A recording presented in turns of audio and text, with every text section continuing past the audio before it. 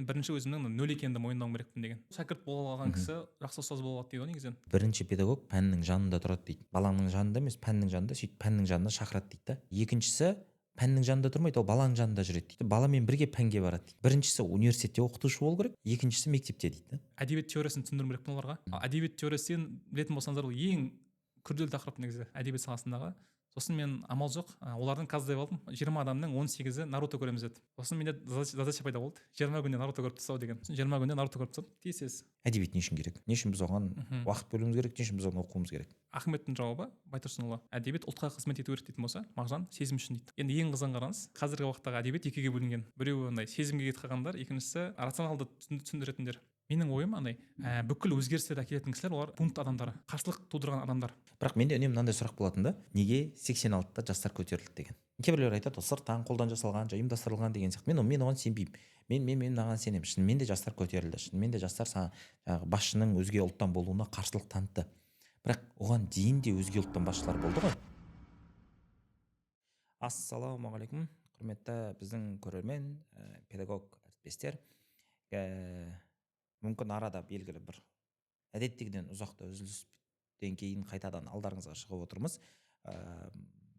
Сол бұрынғы ұстаныммен сізге пайдалы болады-ау, сізге әсерлі болады-ау, және сіздің уақытыңызға, күшіңізге лайықтау деген маманмен, экспертпен біздің шақыртуымызды жерге тастамай келгеніңізге, Азат мырза, рахмет. Сіздерге көп рахмет осындай мүмкіндік бергендеріңізге. Негізінен өте керемет алаң. Азат Сқақ, Алқа Академия негізін қалаушы, HR мен команда құру бойынша сарапшы. Сұхбат барысында Азат мырза әдебиет не үшін керек деген сұраққа жауап беріп, мұғалім әрі сарапшы ретіндегі тәжірибесін бөлісті. Жұмыстарыңызға сәттілік тілеймін, өте керемет жоба негізі. Рахмет. Мен ең бір қорқатын заттардың бірі үзіліп қалуы. Соны бір үзіп алмай жалғастырып кетсек деген. Мынандай бір дүние айтайын, енді бұл әдеп тұрғысынан дұрыс емес шығар. Бетіңізге мақтау. Бірақ мен бір андай тым сыни қарайтын адам сияқтымын жалпы адамдарға. Өйткені көп адам маған осыны айтады, мысалы сен адамдарды андай бір мойындай бермейсің, қабылдай бермейсің деген сияқты. Бірақ менің қоятын бір талабым аса бір күрделі емес сияқты. Жалпы адамдармен сөйлескен кезде, сұхбаттасқанда оларда бір тұлғалық тереңдік болса, оның бір ойында бір ұшқырлық болса деп ізденесің ғой. Бірақ өкінішке қарай өте көп адам ондай ұзақ сұхбатқа жарамды емес. Бірақ сізбен қателеспесем, біз ең алғаш Астанада бір отырып сұхбаттастық бір шараның аясында. Сол кезде мен таңғалдым біріншіден, одан кейін тәнті болдым. Жалпы ойлауыңызға, жүріп өткен жолыңызға, тәжірибеңізге қызықтым да. Содан кейін сол кезде бірнеше кісімен сіз туралы сөйлескен кезде мен осы кері байланысты бердім да. Білікті маман, менің ойымша болашақтағы бір білім беру саласындағы бір жарық жұлдыздардың бірі деген сияқты. Осы оймен де осы сұхбатқа сіз шақырып жатыр. Бұйырса біздің педагог әріптестерге пайдалы болады дегендей. Енді бұл көпшілігіміз сізді семіртіп жібереді деп ойламаймын, үміттенемін. Мынандай біздің дәстүрлі сұрағымыз бар, Азат мырза, соған кірсек. Еркін, жалпы формат. Сұрақ мынандай. Сіздің тұлғалық қалыптасуыңызда, сонау мүмкін мектептен, мүмкін одан әрі әсер еткен бір тұлғалар болса, сіздің көрген ұстаздарыңыз болса, мүмкін замандас ұстаздар болса, соларды бір атын атап өтсек, олардан алған мүмкін бір түйген сабақтарды еске түсіріп өтсек. Көп рахмет. Мынандай ізгілеп білдіргеніңізге негізінен сондай болуға лайықты болуға енді көңіл бөлеміз. Енді ұстаздарға келетін болсақ, ең бірінші мектеп кезінде маған ұстаз болған олар қатты танымал емес негізінен. Бірақ та мен Алматыға келген кезімде ең бірінші маған ұстаз болған кісіні айтайын, ол Данияр Жігітбек негізі. Бірінші курстан бастап мен оған кітап сүйер қауым деген жоба болған негізі. Соның жекесіне жазамын. Олар өзі тренерский клуб деген болған өздерінде. Қандай клуб? Тренер деген болған. Шамиль Алауиевтің топтары болған сол кезде. Комьюнити болған. Айтамын, мен қосылсам бола ма деймін. Окей, маған кітаптарын жібер, списогында көрейік дейді да, типа критерий айтқанда. Мен кітаптарын жіберемін, мамандығым енді ол кезде мен мамандығым әдебиет болса да әртүрлі бағытта оқи беремін да. Мен дебатқа қатысамын, мен білуім бойынша сіз дебатқа қатысқансыз. Солар жүрген кезімде оппа дейді да, ладно, қабылдандың дейді да. Сол кісі 4 жыл қандай кітап оқитындығыңыз бір лайықтықтың көрсеткіші ғой. Сондай болған дейді ғой, өзі айтады, сен соңғысы болдың деді ғой. Бірінші соңғысы болдың деді да. Сол кезде мен күшті аудиторияға, комьюнитиге кіріп кеттім да ол жерде. Мирас Кесебай бар ішінде, Нарик би бар, өзі бар, сондай бір 3 жылға жалғасқан сол топ негізінен. Сол жердегі мысалы Данияр мырзаның ұстаздығы бар. Одан кейін екінші тағы Данияр деген кісі бар. HR управлениеге қатысты білетін шығарсыз мүмкін. Данияр Қабдулла деген кісі бар. Одан кейін мен 2018 жылы мүмкін білетін шығарсыз Нұран Иманғалиев деген кісі бар ғой.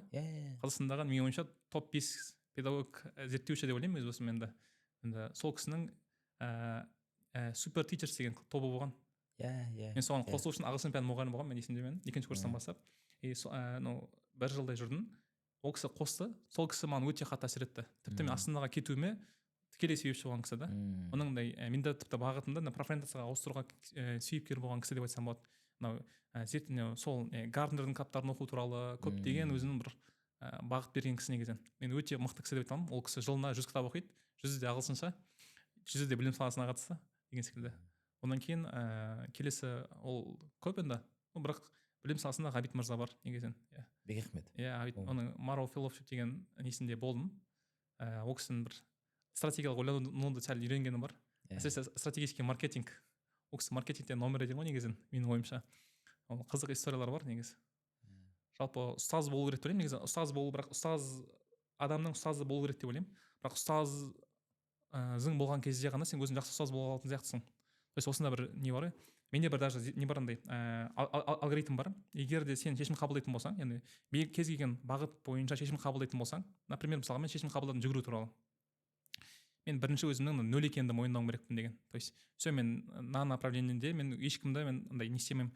Өзім бұл бағыт бойынша үлкен нәтижеге жете алмаймын деген нәрсені өзіме қабылдаймын да. Мен айтамын өзіме, мен 0-мын, маған ұстаз керек. Ұстаз керек, который осы жолды өтіп кеткен. Осы жолды өтіп жатқан орта керек маған. Осын шешім қабылдау керек дегенді мен осылай қабылдаймын да. Ал егер де адам шешім қабылдадым деп айтатын болса, бірақ оның ұстазы болмаса, ортасы болмаса, және де коронкасын шешіп қоймаған болса, онда мен ол кісіні қабылдамаймын да, шешім қабылдады деп. Осындай бір ой. Бұл алгоритм қайдан келді сізге? Бұл алгоритм негізінен мен тағы бір ұстазым бар сондай. Сол кісіден келді негізінен. Негізі көп ұстазым бар негізінен. Кәсіп бойынша көп ұстаздар бар, орыстар бар көбісі бірақ. Солардың үйренгеніміз ғой да. Маған бір қызық құбылыс байқалады осы сұхбат аясында ғана. Ең алғашқы біздің сұхбатымызға келген Құралай Амангелдіқызы мынандай бір дүниені айтады: мен ұстазға бай адаммын деп. Ұстазым көп деп. Қызығы, енді біздің осы дәстүрлі сағымыздың аясында менің байқайтыным, келген кісілердің көбі көп ұстаз атай алады да. Мынау бір деген сияқты. Маған не ұнады? Сіздің ұстаз ретінде замандастарды атағаныңыз, және ол кісілер қазіргі тыңдармандарға белгілі бір деңгейде қолжетімді екендігі ұнады. Әлеуметтік желіде білетін кісілер оларды тура осылай оларға жаза алады, білсе алады деген сияқты. Бірінші атаған 3 кісінің біреуі Ғабит мырза бізден сұхбатта болды. Көрермендер мүмкін соны көре алады. Бұйырса қалған екеуін шақыру жоспарда бар. Бұйырса амандық болса. Мен барған жерін айтамын, осы кісілермен ұстазым болған деп мен білмеймін. Кітаптарын ұсынамын негізінен, өте керемет кітаптар. Өте сондай. Сол шәкірт бола алған кісі жақсы ұстаз бола алады дейді ғой негізінен. Келісемін бұл нәрсемен сондай. Бұл жерде шынымен бір сол жолды жүріп өту керек шығар енді ниетпен. Енді сіздің анау бір жалпы қазіргі жастарға қажет тақырыптарда бір құнды дүние ұсыналады деп білем. Әсіресе мысалы соның ішіне педагогтың жеке тұлғалық дамуында осы бір тақырып өзекті болып тұр маған. Бірақ бұны кішкене шегере тұрсақ кейінге, маған жаңадан ашылып жатқан бір тақырыптар, ол сіздің өзіңіздің педагог болғандығыңыз. Осыған бір тоқталсақ, қазақ тілі қазақ әдебиетінің мұғалімі. Бұл мамандыққа қалай келдіңіз? Не үшін бұл мамандықты таңдадыңыз? Ол таңдау саналы болды ма? Осы бір студенттік алғашқы кезең жайлы айтып берсеңіз. Күшті сұрақ негізі.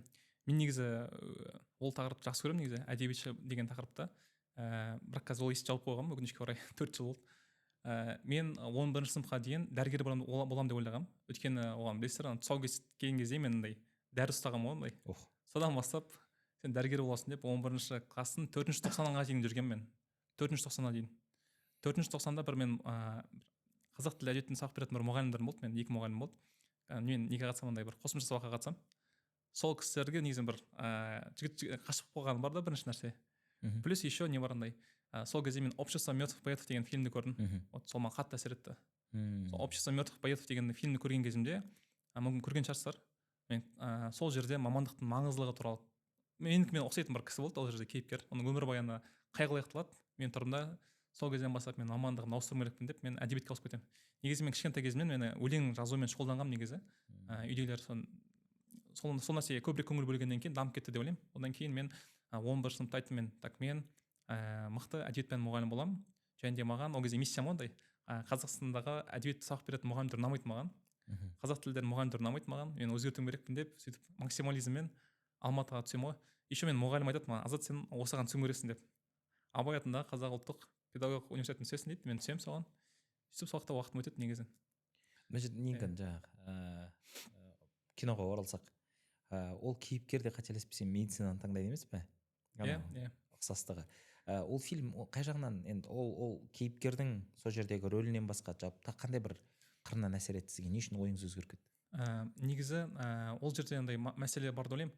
Ол кейіпкердің ата анасымен диалог айтқанда, негізінен зерттеу бойынша білетін шығарсыздар, қазір тіпті 85-70% ата аналар оқушылардың таңдауына әсер етеді екен.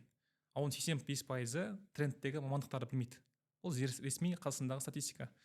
Сәйкесінше кеңесі өзексіз дейсіз. Иә, кеңесі өзексіз. Біздің ата анамызда мен білмеймін, почеркім жаман болғаннан кейін ба дәрігер болсын деп айтқаннан кейін дәрігер болсын деді. Сосын мен жақсы дедім, мен биолог болып жүрдім. Еще мен ол жерде бірнеше фактор бар. Бірінші, мен биологиядан ұбт-да ғана балл өспейді андай.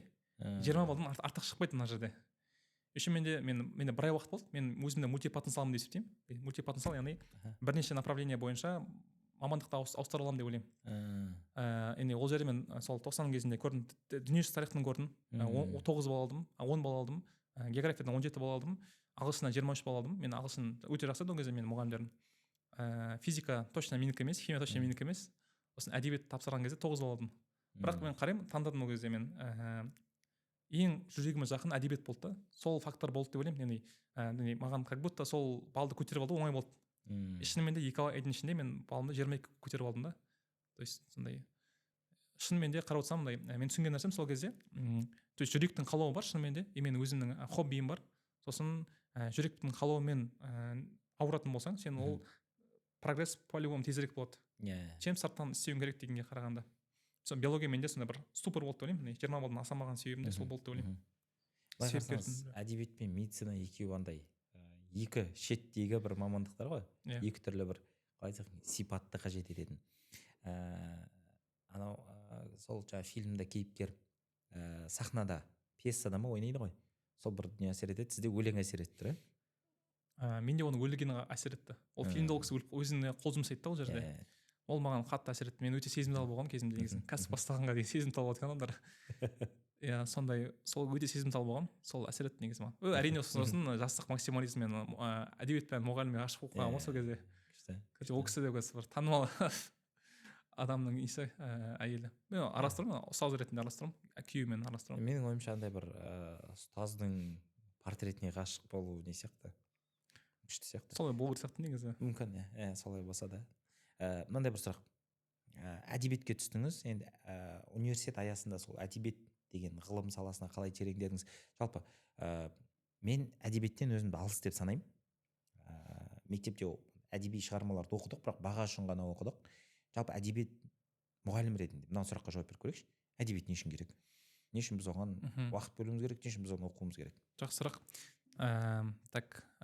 Мен болған немен алаш оралықтардың тілімен жауап берсем болады. Бірінші нәрсе, осы сұрақты қойған екен Тұрсын Жұртбайдың еңбегінде бар, движение алаш деген еңбегінде Мағжан мен Ахмет Байтұрсыновтың арасындағы диалог бар екен, сондай шыны өмірде болған.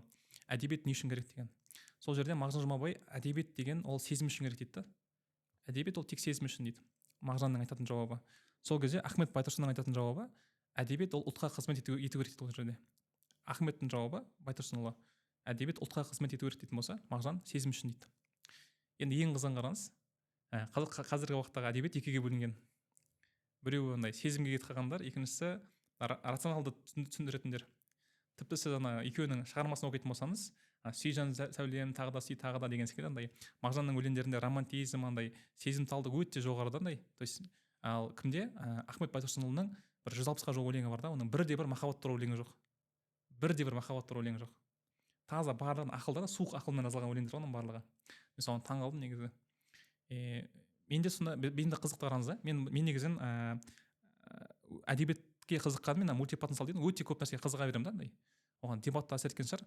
Мен рэпке де қызығамын, басқа нәрсеге де қызығамын, культураға да қызығамын, мәдениетке қызығамын, тарихқа қызығамын деген секілді. Управление менеджмент деген бар. Ең қызығын қараңыз, оказывается Оксфордтарда, Кембриджде мындай бар екен, 18 ғасырдың ағылшын әдебиеті деген мамандық бар, 19 ғасырдың ағылшын әдебиеті деген мамандық. Кәдімгі мамандық бұл, 4 жыл бойы адам соны зерттейді да. Енді бізде андай Қазақстанда қазақ тілі және әдебиет деген 2 мамандық бар да, ол бір мамандық негізі, бір мамандық ретінде бізге үйретеді да. Бірақ екеуіне 2 түрлі адамның мышлениесі керек та. Қазақ тілінің маманы ол более андай жүйелі ойлану керек, әдебиеттің адамы более интуитивті, более қияли болу керек ол кісінің кезден. Қазақ тілінің маманы более реалистично ойлайтын болса, әдебиеттің несі осындай қияли ойлау керек негізінен. Мен өзім айттым, мен бірінші курсымда түсіндім, что мен қазақ тілі мұғалімі емес екенмін. Айттым, мен тек қана әдебиетпін дедім, 4 жыл тек қана мен әдебиет оқыдым негізінен. Сосын қызығы сол әдебиеттің әсерінен қазақ тіл сабақтарым жақсы болып кетті да. Ал менің достарым бар, олар екеуіне де көңіл бөліп көрді, соңында екеуі де не болып қалды, посредственный деген сияқты уровень. Біреу қазақ тілден мықты, мен досым бар, Арын Құнанбай деген, өте жақын досым. Қазір кітап сүйер деген атпен танымал. Ол тек қана лингвистикаға көңіл бөлген да. Қазір атып кетті да, мысалға. Айтқым келгені сондай екен. Осының ең қатты байқаған нәрсем, Қазақстанда әдебиет дегеннің құндылықтары негізі өте мықты әдебиетшілердің құндылықтарын нашарлау деп ойлаймын өз басым. Нашарлау емес, қалай айтсам екен, дәстүрлі құндылықтарға сәйкес келмейді деп ойлаймын өз басым. Ол жерде былай айтсақ болады. Жалпы әдебиетшілер мүмкін білетін шығарсыздар, олар екіге бөлінеді. Біреу андай ақыл айтатын әдебиетшілер, бүйтуің керексің, сөйтуің керексің дейтін әдебиетшілер бар. Дидактикалық әдебиет дейді да. Екіншісі сезімнің әдебиеті. Оларда шекара жоқ та. Ал шекарасы жоқ әдебиетшілер более мықтырақ болады, өйткені оларда ішкі цензура жоқ ол кісілерде. Ал дидактикасы айтқандар, олар бүйтуің керек, сөйтуің керексің деген, может пайдалы нәрсе бар шығар, бірақ та олар слишком душнило деп айтамыз ғой, сондай әдебиет. Мен ойладым сол кезде, мен әдебиетші болсам, мен өзімнің артымда өте көркем, әдеби, қызық формада дұрыс құндылықтар жеткізе алсам ба екен деген мақсатым болған негізі. Екінші түріне жатқыздыңыз ғой өзіңізде, дұрыс түсіндім бе? Мен өзімді, бірінші түрден мен шекараның болмауын, әдемілікті алдым да, екіншіден құндылықты алып біріктіргім келген негізі. Сөйтіп мен бұл жерде Ахмет Байтұрсынұлының шығармашылығын дидактикалық әдебиетке жатқызуға бола ма? Иә, 100%. Дидактикалық дегенде енді 100% дидактикалық демесек те, ол кісі енді көбінесе форма арқылы, мысалдар арқылы соған келтіреді негізі. Ал бүйтуің керексің, сөйтуің керексің деген мен просто естідім, андай гиперболизировать еттім негізі. В целом, сондай Қазақстандағы әдебиетшілерді бөлетін болсақ, мен қатты бөлмегенім емес, өкінішке орай өте мықты әдебиетшілер, олар сәл қияли кісілер да, оларда сәл несандай мінездерінде, немесе әрекеттерінде не бар, белгілі бір оқушыларға, ұстаздарға тән емес нәрселер бар да негізінен, өкінішке орай. Бұлар енді жалпы нарықта немесе контингент алатын болсақ, белгілі бір аяз үлес қана ғой. Бұл сипат. Мынандай бағана енді Мағжан айтты, әдебиет сезім үшін. Ахмет Байтұрсынұлы айтты, ол ұлтқа қызмет ету керек деген. Сіздің ойыңызша, мектептегі оқушы дейікші, мысалы бұл қызығы, біз мысалы бір мұғалім ретінде математикадан ағылшыннан сабақ беріп жүрсек те, сол пән балаға не үшін керек деген сұраққа жауап бере алмауымыз мүмкін. Енді осы жерде әдебиетшілер отырса егер, олар не үшін балаға әдебиетті оқыту керек? Жалпылама алған кезде әдебиет не үшін керек? Осылай бір түйіндеп көрейікші. Өте күрделі сұрақ негізі. Мен бұл сұрақтардан Астанада бірде-бір қазақша сөз білмейтін аудиторияға сабақ берген кезімде түсінгенмін ғой негізі бұл нәрсені. Менің ойымша әдебиет деген ол бұның Дүйшен Шаматовтың сөзі бар негізі. Өте мықты кісі ғой. Мектеп деген ол өмірге дайындайтын мекеме емес, өмір дейді. Сол сияқты меніңше әдебиет деген сезімдерді сезіну үшін керек деп ойлаймын. То есть белгілі бір сезімдерді сол моментте сезіну үшін, адамды бір тұлғалық байыту үшін керек деп ойлаймын негізінен. Бірақ та біздің мектептегі форматтағы әдебиет сәл енді басқаша болады деп ойлаймын өз басым. Жалпы әдебиет мен үшін сол адамның рухани сезімдерін байыту үшін керек деп ойлаймын. Маған енді жалпы ұнаватыр ойларыңыз. Анау Мағжанның педагогикасында ана бір дүние айтады, бала бір жаңа бір дүниемен танысқан кезде бірінші кезекте ол оны сезініп көру керек деп. Қарапайым болмаса аузына салып көрсе де басқа қылса да, ол адамның табиғаты дейді да, сол сезінуге деген ұмтылыс. Сосын қосымша енді әріптестерге бір қоса кететін бір қызық дүние бар осы сезіммен байланысты. Бүкіл педагог білетін Бенджамин Блум деген кісі бар, ол таксономия құрастырып шыққан, ойланудың деңгейлері деп аударсақ болатын шығар. Біздің елде оны 3-ке бөледі. Негізі Бенджамин Блум өз еңбегінде оны 2-ке бөлген екен. Төменгі ойлау деңгейіне тоқталсақ, білу, түсіну, қолдану, осы 3 саты бар. Енді біздің қазіргі қоғамға, жастарға тән бір сипат, біз көп білеміз, және неше түрлі сұхбаттарда, басқаларда, бірақ аз қолданамыз. Яғни амал қаспай жатады сол білетін заттарымыздың бәрі. Неге дегенде ортадағы жаңа түсіну әлсіз. Түсіну әлсіз болғаннан кейін оны қолдана алмай қалып жатамыз да. Енді мектепте мысалы мұғалімдер осы жерде түсіндіріп әлек болып жатады. Неше түрлі тақырыптарды түсіндің бе деп сұрай береді, баланы мезі қылып. Бірақ Бенджамин Блум осының жаңағы ағылшынша түпнұсқасын қалай жазғанына қарайтын болсақ, өте бір қызық не байқаймыз да. Білуді ол кісі I know дейді. Мен білем. Қолдануды I do дейді. Мен істеймін. Түсінуді I understand демейді. Ол кісі I feel дейді. Яғни түсінуді сезіну деп алады. Мен соны ойлаймын, кейде бізге педагогтарға осы түсіндіру емес, сезіндіру деп ауыстыру керек сияқты. Мен балаға мына тақырыпты сезіндіруім керек деп. Мүмкін әдебиет осыны бір жеңілдететін пән бе деген ой келді. 100% негізі келсем. Негізі сөз жоқ, қосамын жоқ. Күшті. Мына тақырыпқа тереңдеп көрейікші. Бірнеше рет атадыңыз ғой. Жаңа мультипотенциал деп атсыз. Не ол? Ол не термин, қайдан шықты, мағынасы не, соны бір ашып көрсек. Өйткені менің өзіме ол түсініксіз. Бірінші рет естіп жатырмын. Мультипотенциал деген сіздің бір сүйікті платформаңыз бар, TED деген. Сол жерде шыққан бір кісі бар. Сол кісі мультипотенциал деген тақырыптарға қосылғанмын. 18 ба миллион просмотр жинаған, кажется. Қаралым жинаған. Сілтемесімен бөліссеңіз. Мен сөзімде орысша сөздер көп қазіргі уақытта. Кешірім сұраймын, мен мұғалім болмағаныма 4 жыл болды. Тем более соңғы 2 жылым астанада өтті да. Сөздік қорыма әсер етті ол нәрселер. Негізі мультипотенциал дегеніміз адам бірнеше саламен бірнеше салаға өзін арнай алатын кісі ғой. Яғни ол егер де уақытын арнаса, әдебиетші болып кете алады. Уақытын арнаса, ол менің жағдайымда енді мен кәсіби бағдар беруші болдым. Менің жағдайымда мен HR болдым. Одан кейін қазіргі бір белгілі бір жұмысымыз бар деген секілді. Яғни адам бір уақытта бірнеше салада өзін көре алады. Бірақ та ол өзін біреуге сол мен тек қана осымын деп айта алмайтын болса, ол мультипотенциал деген сөз деген секілді. Ол белгілі бір аз адамдарға ғана тән сипат па, әлде бұл бәрімізде бар ма? Бұл жақсы сұрақ негізінен. Бұл енді қазір психологияға кіріп кететін сияқтымыз. Мен оқығаным бар орыстарын. Сол кісілердің түсіндіріп бергені бойынша маған балалардың барлығы еркін бала болып дүниеге келеді дейді. Еркін бала болып дүниеге келген кезде олардың миынан шектеу жоқ. Одан кейін оларда не жоқ, андай мынаны жасай аламын, мынаны жасай алмаймын, мен жаманмын, мен жақсымын деген жоқ. Олар барлығы мен жақсымын, қателесу ол дұрыс нәрсе, әрекеттесуім керекпін деген нәрселер бар дейді. Және де сол жағдайда болсақ, сол состояниемен өмір сүретін болсақ, біз барлығымыз мультипотенциал болып дүниеге келгенбіз. Бірақ та уақыт өте келе менің ойымша сен бүйтуіңе болмайды, сөйтуіңе болмайды, или сен тек қана бес оқыған кезде сен молодессің, или сен көп білген кезінде ғана сен молодессің деген нәрсе арқылы синдром самозванцаны тудыру, немесе сен бос болмауың керексің деп адамды воркоголик қылып жасау, немесе сен барлығын разы қылуың керексің деп немесе трапка, немесе спасатель ретінде шығару арқылы біз белгілі бір өзіміздің мультипотенциалымызды қысқартатын сияқтымыз менің ойымша. Бірақ та адамның табиғатының барлығында заложен деп ойлаймын негізінен. Күшті. Мәнемі жоқ. Қайтадан жаңа әдебиетке оралсақ, әдебиет енді ол жаңағы сезім үшін керек деп алатын болсақ, немесе жаңағыдай бір ұлтқа қызмет үшін маңызды емес. Әдебиетті қалай оқытуға болады, қалай қызықтыруға болады?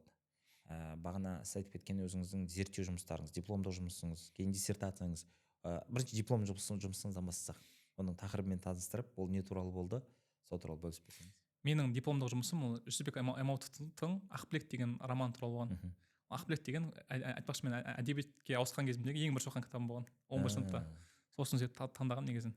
Ақбілектің білесіз ба, сіз білетін шығарсыз, психология деген кітапты ең бірінші негізін Аймауытовқа айтады ғой, жаз деп. Аймауыттың өзінің еңбегі бар ғой сол жерде. Сол жерде, жоқ, керісінше Аймауытовқа педагогика жаз дейді оған. Бірінші педагогика, кейін психология, жан әлемі деген. Педагогиканы кім жазып шығады? Сол жерде оның сөзі бар, қолмен ұстау керек, көзбен көру керек дейтін сияқты нәрсе. Сол сияқты ол жерде мен Аймауытовтың бір фанаты болдым. Алашорданың фанаты болдым деп айтсам болады. Маған қызық болған олардың өмірлері деген сияқты нәрсе. Сол кезде менің тақырыбым Ақбілек романындағы постмодернизм деген тақырып болған менде. Постмодернизм деген маған өте қатты ұнайтын тақырып, өйткені ол философияда біріншіден. Және де ол бунт бар ол жерде. Бунт, яғни постмодерн дегенде кіре берейін ба? Кіре беріңіз. Негізінен 3 кезеңді бөлсек, премодерн деген бар, модерн и постмодерн деген бар. Премодерн дегеніміз ол дін бірінші орында болған кезде. Ол 18 ғасырға дейінгі әлемдегі устой деп айтсақ болады. Яғни мемлекеттер христиан діні, шығыста ол ислам діні деген секілді. ол 18 ғасырға дейінгі әлемдердің несі жалпы заманы солай болды, дін бірінші орында. 18 ғасырдан бастап 1940 жылдарға дейін модернизм болды. Модернизм дегеніміз ана мысалы қандай уже сурет бұрын тек қана әдемі сурет салатын болсақ, мысалы жылқының суреті тұр мына жерде, модернизмде жылқы емес, оның орнына жылқыны там басқаша фигурамен сипаттау, формасын ауыстыру, немесе там гүлмен там жылқының фигурасын құрастыру деген секілді, ол уже модернизм. Ол модернизм сипаттары бар оның ішінде. Мен сол қатты маған қызық болды, әсіресе маған модернизм бойынша орыс әдебиеті ақындары өте ұнайды маған. Мен өзім негізін қазақ әдебиетіне қарағанда мектепте мен орыс әдебиетін өте мықты оқығанмын негізі, солай айтсам болады. И модернизм кезінде уже дін емес, бірінші орында сезім деген нәрсе бірінші орынға шықты уже. То есть уже цензура сәл азайды деп айтсақ болады. Ал постмодерн дегеніміз уже қарсылық, бунт қой айтқанда. Бұлай болмау керек. Қазіргі мемдар, приколдар, әзілдер, самоцензура, самоирония, постправда дейтін нәрселер, олардың барлығы сол постмодернизм. Маған қызық болды. Ондай тақырыпты көп адам зерттемеген екен. Мен Ақбілек романындағы постмодернизм бар ма екен деген тақырып маған қызық болды. Сол тақырыпты мен Серік Асылбекұлы деген менің нем болған, жетекшім болған. Ол кісі қазір не ғой, көркемдік не өте мықты әдебиетші негізінен. Қазір жазушылар одағының несі, соучредительдердің бірі, мықты кісі негізінен. Сол кісімен алдым. Енді ол шығармада постмодернизм бар ма екен? Ол не үйретті бізге? Негізінен постмодернизм жоқ екен негізі. Бірақ енді ол біріншіден ол жазылған заманына қарайтын болсақ, ол модернизм кезінде жазылған. Мен тиісінше модернизм туралы көп айттым. Мысалы модернизм дегеніміз не? Әдебиетте мына нәрсе бар, байқайтын болсаңыздар, автор тұрады да, мен Азат қазір микрофонға қарап былай сөйледі, оның ойында осы нәрселер бар деп андай линейный повествование бар да. Ал модернизм дегеніміз ол не бар, ағымдық психология деген бар, оны негізі аймаут енгізді дейді көбінесе. Ол жерде мен тұрамын мына жерде миыммен ішімнен өзімнің ойыммен ойлану ше, ойымдағы нәрселердің ішіндегі теңеулердің болуы, не үшін мен осы жерде отырмын деген ойдың болуы, немесе мен тұрамын да Ескендір мырзаны орындап отырсам не болатын еді, үстіңізде киімді киіп алсам не болатын еді деген нәрсе уже модернизм. Уже мен жаңаша форма. Сол нәрсені көп бар деп айтсам болады. Маған қатты ұнаған нәрсесі ол жерде ол Орхан Памуктың не бар, Я красный деген кітабы бар. Сол кітабымен ұқсастық бар ол жерде. Яғни ол жерде мысалы Ақбілекте білетін болсаңыздар, әртүрлі персонаждар бірінші немен сипаттайды. Бірінші жақпен сипаттайды автор. Былай дейін десе, мен Бекболат былай сезініп жатырмын, мен Ақбілек былай сезініп жатырмын деген нәрсе бар да. Бұл уже модернизм. То есть бұл уже жаңаша бір формада айтқанда. Осы нәрсенің бар екенін байқадық. Мен қазір есімде жоқ уже ол тақырып уже 5,5 жыл болған ол тақырыпқа. Бірақ негізін Ақбілек деген жақсы роман, бірақ та модернизм біздің қазақ әдебиетінде өкінішке орай модернизм мен постмодернизм қатты мықты дамыған деп айта алмаймын негізі. Мен заманауи әдебиетшілер айта аламын. Вот мен сол кісілерде бар деп айта аламын. Одан кейін сіз мектепке сабаққа келдіңіз, педагог ретінде сабақ беруге. Неше жыл сабақ бердіңіз? Мен негізі екінші курстан сабақ беріп бастадым. Түсінікті. Екінші курсымда ағылшын сабақ бердім. Өйткені мен ағылшын жақсырақ болды сол кезде. Қазақстан Алматыда өзекті болған жоқ ол кезде. Сосын үшінші курстан қазақ тілінен мұғалім болдым. Төртінші курсымда мен уже екі оқушым республикадан орын алды. Сосын мен Астанаға жіберді. Сол жақта 1 жыл мұғалім болдым. Сосын мен уже мамандығымды ауыстырды. Ауысқанға дейін мұғалімдік кезең туралы бар бөлісіп берсеңіз.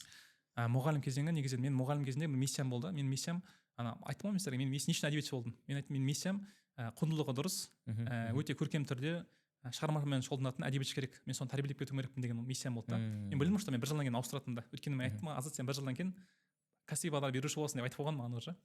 Осыны мен тұрдым да 1 жыл ғана уақытым бар дедім. Бірақ өкінішке орай миссиямды орындай алмадым негізінен. Бірақ бір-екі нем бар, оқушым бар. Қазір осы қалада жүрген. Соны айта аламын. Ол кездегі менің тақырыбым не болды, мен Астанада болған кезде менің аудиториямда вице-министр образованияның баласы, одан кейін нефть и газдың баласы, одан кейін тағы не бар, биогрупптағы 3-ші адамның баласы дейтін сияқты тек қана крутой балалардың, ата-аналардың балалары болды да менде. И олардың көпшілігі орысша білмейді, қазақша білмейді. Сосын маған 7-ші сыныпта әдебиет теориясын түсіндіру керек оларға. Әдебиет теориясын білетін болсаңыздар, ол ең күрделі тақырып негізі әдебиет саласындағы. Сосын мен амал жоқ, олардың қаздай алдым. Қаздай алғаннан кезде мен сен кімсің, немен шұғылданасың, хоббиің қандай, кімдерді көресің, кімдерді оқисың, қандай мультфильм көресің дедім. 20 адамның 18-і Наруто көреміз деді. сосын менде задача пайда болды, 20 күнде Наруто көріп тастау деген. Сосын 20 күнде Наруто көріп тастадым, тез. Сосын көріп тастағаннан кейін мен бүкіл қалай айтсам екен, сабақтардың барлығын Нарутоға қатысты қылып сипаттап бердім. Иә. Ол как раз тура сол моментте химияның мұғалімі шықты. Біз бір моментте шықтық. В общем, ана жерде қызық нәрсе. Сол шарықтаушы еге дегеніміз не, нау дегеніміз не деген нәрселердің барлығы мен солардың шығармасымен түсіндіріп бердім. Сол кезде маған қатты әсер еткен бір не болды, автор болды, бір маман болды. Ол кісілердің зерттеуі бойынша батыста әдебиетті оқытатын кезінде олар бір жыл бойы тек қана бір ғана шығарма талдайды екен. Иә. Бір ғана шығарма талдайды. Бір шығарма бірақ от души талдайды. Бізде бір жылда 10 шақты шығарма талдаймыз біз негізінен. Сосын мен түсіндім, что біздің астанада мен өйтетін болсам, либо самооценкам түсіп кетеді, либо өзіме қол жұмсауым мүмкін. Лучше Нарутоны алайын дедім да. Маған еркіндік берді негізінен. Бұл жерде мен дұрыс түсініп отырмын, мысалы Нарутоны балалар біледі, олар көреді. Сол олар білетін дүниенің негізінде сіз әдебиетті таныстырып жатсалар ғой. Иә, дәл солай. Яғни ол жерде мысалға там не бар? Мен қазір әдебиетші ретінде ұстап тұрсыз ғой. Мен 4 жыл болды мен ашып қойғаныма. Бірақ ол жерде бір не бар андай, кіріс не бар андай, қалай айтсам екен, шығармаға дейінгі момент бар. Иә, одан кейін ол шығарманың басталуы, шарықтаушы еге дегеніміз не, шарықтаушы еге дегеніміз құрылымы бар. Ішкі құрылымы бар мысалы. Ол деген шарықтаушы еге дегеніміз жауымен сәйкес келуі, бетпе-бет келуі. Ал шешімі дегеніміз оның там жеңіске жетіп, оның хакаге болуы, то есть президент болуы деген секілді. Осының барлығын оларға қызықты түсінікті. Осы айтамын, осының алымдарда енді осы әңгіменің алымдарда осы формуламен жасап беріңдер маған. Сосын фабула деген нәрсе бар, өте қатты ұнайды маған. Фабула, яғни мен 4-ші курсымда бір мұғалім болған, өте қатты ұнайды маған.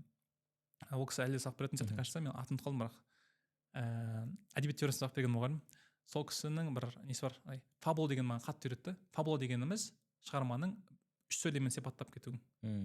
Сосын мысалға менің атым Қожада қалай болуы мүмкін? Ол менің атым Қожада біз әртүрлі сипаттап бере аламыз. Мысалға жетім бала, мен қазір қарастырып жатырмын. Жетім бала мамасына ухажер тапқан көрді де, сосын кейін екінші сөйлемінде мысалға соған протест ретінде там бұзықтық жасап көрсетті.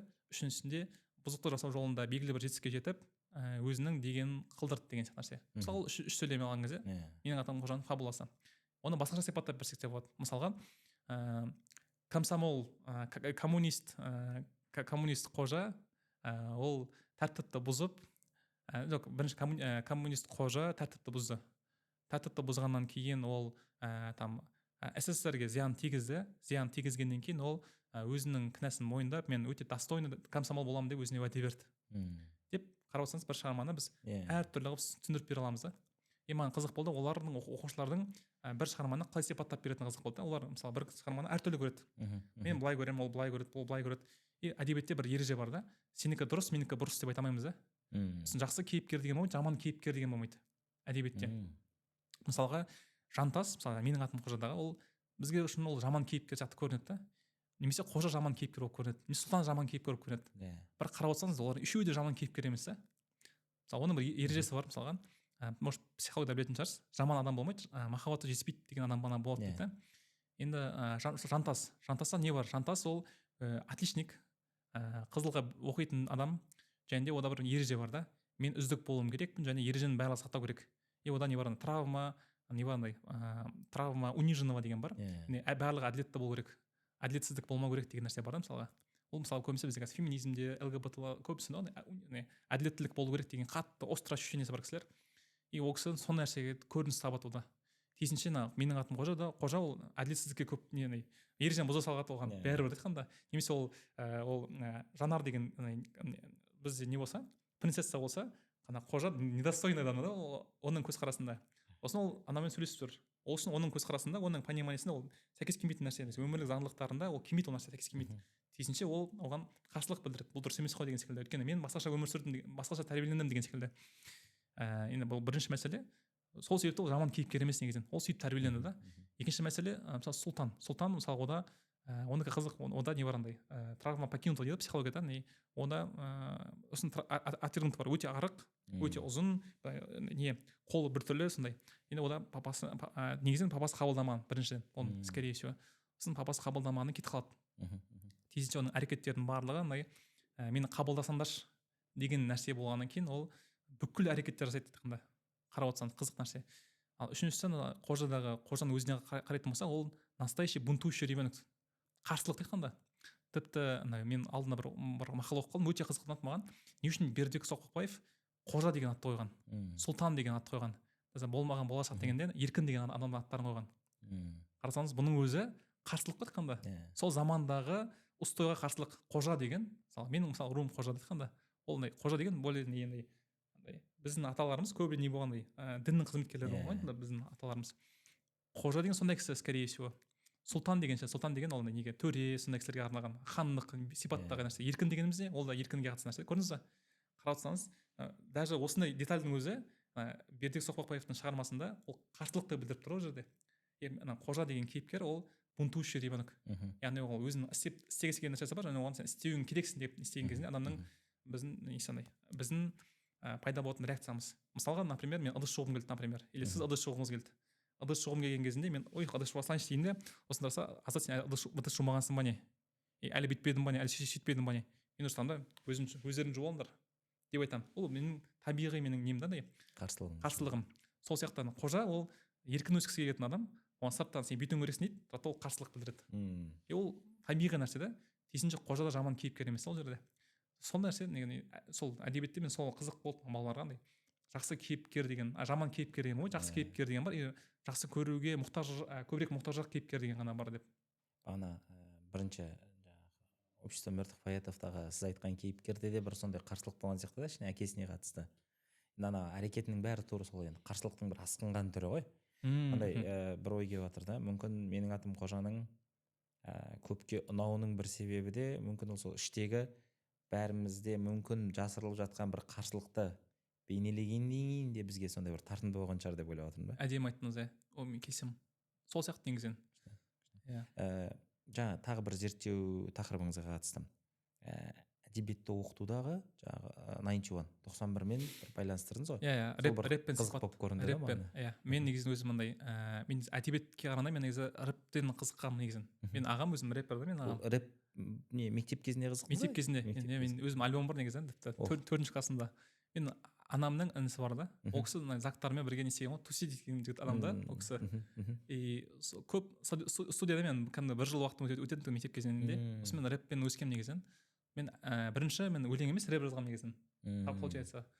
Сол кезде мен сонымен өтіп кетті. Одан кейін мен Астанаға барған кезімде қайтадан орыстар, олар Моргенштерн деген тыңдайтындай, орыстың әншілерін тыңдайды, рэперлерін тыңдайды. Сосын менде не болатындай, көркем әдебиет құралдарын түсіндіру керек маған. Тиісінше мен не болатындай мүмкіндік болды. Мен сөйтіп өзімнің құралдарымды қолдандым. Мен даже көрсетіп бере аламын, несімен ашып. Несін? Негізі мен телефонмен көрсем жақсырақ болады негізінен ол мәселелерінде. Не жоқ, қарсылық жоқ, мүмкін болса телефонда алып бересіз.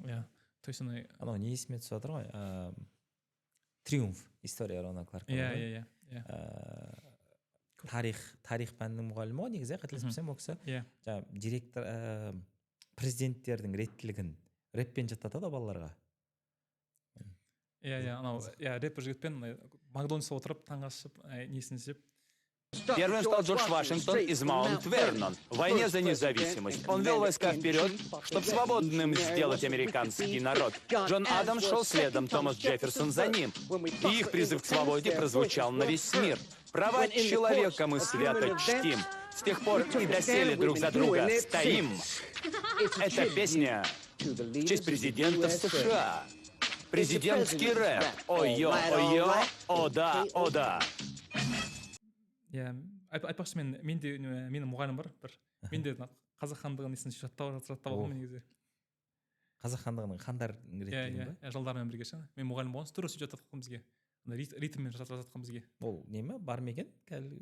Қолжетімді ме екен деген ме көпшілік? Мен оны білмейді екен, мен қазір бірақ рифмасын ұмытып қалдым. Жоқ, бір сұрап алу керек екен деймін. Бірақ мен несін білемін, адамдар хандардың жылдарын несін білемін деген ғой. Мұрат Есжанға жеткізу керек не екен, мысалы фильмға не ғой кәдімгі. Мұрат Есжан, Абай жолы, Ахмет ұлтазы, Міржақып Оян қазақтың режиссер, сценаристі. Мен айтпадым ба, есімде жоқ. Педагог жайлы фильм жазып жатыр да. Соған андай бір. Бізде негізі сол шетелден біз көріп тамсанып жүрген фильмдердің бәрі негізі өзімізде де бар да. Бірақ оны жаңағыдай бір көркемдеп ұсыналу керек сияқты да. Мұрат Есжандар тоже өте жақсы өлім оқысын, мектеп студент кезімде көп көретін тұғым. Теңеу дегенге қатысты мысалға мен рас болған екен да немен екі неге столбқа бүйтіп жазып тастағанмын. Осыны біз Teachers Lab деген осыны сататын тұғымыз кезінде. Бұл не, кешіріңіз? Мынау әдебиет теориясы деген ғой. Әдебиет теориясы Карл деп прикол әзілмен методика кәдімгі. Бұл жерде не айтылады? Мысалға сол жағында әдебиеттің теориясы бар мысалға. Теңеу дегеніміз не? Теңеу дегеніміз осындай там тайте дейді да мысалға. И ол жақта әдебиеттің несінде ережесінде мынандай бар. Күндей күлімдеді, садақтың оғындай деген мәселелер бар. Ал ол образдар оқушыларға таныс емес та. Оны образдар елестете алмайды ол нәрсені ше. Қазіргі оқушыға мүлдем таңсық қой. Ал оның мынандай сөзі бар мысалға. Шоу-биз жанары дуалайтын жыландай. Мысалға. Шоу-биз жанары дуалайтын жыландай. ИК мен 91 сөз бар сондай. Сіз солардың өлеңін алып әдебиет теориясын таныстырдыңыз балаларға. Дәл солай. Мысалға бізде жатақхана болды, мен айтамын. Нұрбол тәрбиешіде кейін алыпты. Ол тәрбиеші дей. Ол теңеу деген сияқты нәрсе. Одан кейін мысалға эпитет дегеніміз там сыр сипатын бейнелі түрде айқындайтын сөз. Мысалы алтын көз, жүйрік қиял, ереуіл ат. Түсініксіз болуы мүмкін да. Зумға кешігіп кіретін ержан.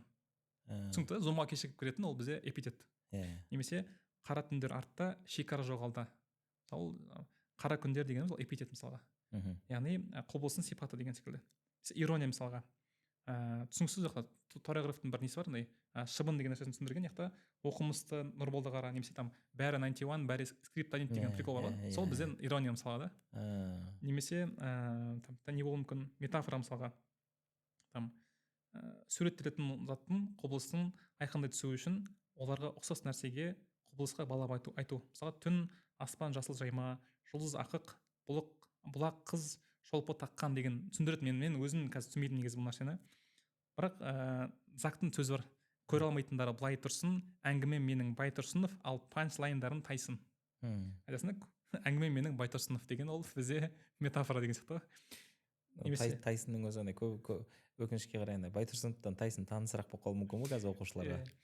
Осыны несі бар, Бердібек Соқпақовтың еңбегінде бар, қарбызының ішінде судан басқа ештеңе жоқ деген ше. Миыңда не жоқ, басында ми жоқ деген нәрсе. Сол да тоже метафора негізін. Сондай, яғни бұл осындай бір екі дүние есіме түсіп отыр да, бөлісіп көрсем. Мен сізді рэп бөліседі деп ойладым. Рэп? Мына материалмен біз бөлісе аламыз ба? Бөлісе аламын мен. Рахмет. Мынандай бір дүние есіме түсіп отыр. Мен көрсете аламын сіздерге. Мен бүйтетін тұғым. Мен лайфхактарымды бөлсем болады. Мен Астанада болған кезімде оқушыларым айтатын тұғым. Мұқағали Мақатаевтың өлеңдері болды, Абайдың өлеңдері болды. Сонда рэп айтсаңдар беске қоямын деп айтқам. Менде оның видеолары бар негізі. Жібере аласыз ғой? Монтажға қойып қойсаңыздар бүйтіп. Жанымды тынышпай сезім деген, қалай жүр япырау төзім денем. Қаншама күндер өтті дамылдамай, қаншама түндер өтті көтермеген. Адамның сезімін сезіктенбе, сезімді сезіне біл төзіп көнде. Ақыл мен парасат бұғынады, шынайы шын кезіккенде. Ақ киімді денелі, ақсақалды, соқыр мылқа танымас тірі жанды. Үсті бас ақырау, түсі суық, басқын жері сықырлап келіп қалды. Демалысы үскірік, аяз бен қар, кәрі қыдан жас келіп әлек салды. Ұшпадай бөркін киген ошырайтып, аяз бенен қызарып ажарланды. Бұлт тайқасы жауап бекі көзін. Ұшақтың температурасы көтеріліп жатыр. Қозғалтқыштың старты. Бауырым, мен түсіндім, бірақ спутниксіз мен ешеге істей алмаймын. Таусылмайтын пікірлер, бітпейтін хаттар бойынша сіздер героин туралы видеоны сұрадыңыздар. Бірақ героинді өзім қабылдап көруге енді ғана ойым жетті. Мына жерден табандарымды жалтыратыңдар. Сендердің кесірінен 4 раундта ұтылдым. Менде бірнеше ереже болды, өзім қолданып көрген. Ол бірінші, егер де оқушы не істейтін болса, жаттауда қиналатын болса, битке, тайп бит дейді мысалға. Тайп бит деген музыканы тың деген сол музыкаға айтып берсе, мен 5 қоятын тұғым. Ол бірінші нәрсе, ол көп болды. Мен конкурс жариялағанбыз бірінші. Одан кейін менде не болатындай, тағы бір жақсы көретін адамдарым бар, Асхат Үрімтал деген. Сол кісінің мен стилін айттым кейін. Одан кейін ол кісінің бір жобасы бар тұғын. Ол TEDx-тегі субтитр құрастыратын тұғын. Бетін жарыстар субтитрді қазақшалайтын тұғын. Мен айтатын тұғым, сол мұғалім болған кезімде жоба ретінде 4 жобасы аттым. Біріншісі рэп ретінде музыканы шығарып беру, екіншісі TEDx-тегі нелерді қазақша субтитрмен құрастыру. Және үшіншісі, мен қазір есіме түсірейін, үшіншісі не болды бізде? Үшіншісі анимені сипатты қазақша аударып беру, төртіншісі бізде не болды, манганы қазақша жазып көрсету деген болды. Төртеуінен де жазып берсе беске қоятын тұғым. Менде олардың несі бар, кейбір еңбектері бар. Сол біздің сол оқушылар кейбір TEDx-ін 3-4 несін субтитрін қазақша аударған. Олар кәдімгі мақұлданып қабылданған, кажется қабылданған. Маған көрсеткен кезде қабылданған түгін. Сосын сол төртеуі рэп өлең шығарды маған. Немен Мұқағали Мақатаевпен несін Абайдың несімен, соның ритмдарымен бірге. Сосын екі анимені қазақша немен сипаттап беріп біз көргенбіз барлығымыз оқушылармен бірге. Сондай бір қызық болған. Бізде мынандай бір Асхат мырза туралы жеке бір айтып кету керек шығар. Ол кісінің енді жұмыстары көп деп ойлаймын, қосып жатқан үлесі, бірақ соның ішінде жаңағы TED Translators дейді ғой. TED-тің көбінесе қазақшаға субтитр деңгейінде аударылуы. Мен бір-екі рет барып көргем, сол шараларына маған қатты ұнады. Енді өте көп контенттің қазақ тілінде қолжетімді болуына үлес қосқан кісі ғой. Егер білмейтін кісілер болып жатса. Кейбір, қалай айтсақ екен, мүмкін консервативті көзқарастағы қазір біздің әріптестеріміз бұл қадамдарды бір қорлау ретінде көріп қалуы мүмкін да. Қалай сендер Абайды, Мұқағалиды рэпке салып қойдыңдар деген сияқты. Осы жерде Мұрат Есжанның бір күшті сөзі бар, Мұрат мырзаның, қоса кетсек. Ол кісі айтады, бізде қазір сол тұлғалардың өмірбаянына оларды дәріптеуге бір толық ақысы берілмегеннен кейін, біз анаған жаңағы мүмкін бұл постмодернизм ба, соған өтіп кеткендігіміз көп адам үшін андай бір ауыр тиеді деп жатады да. Бірақ анауда мәселе бар. Мен бір көрген кезде қатты таңқалдым. Оқушыларға жұмбақ жасырып жатыр.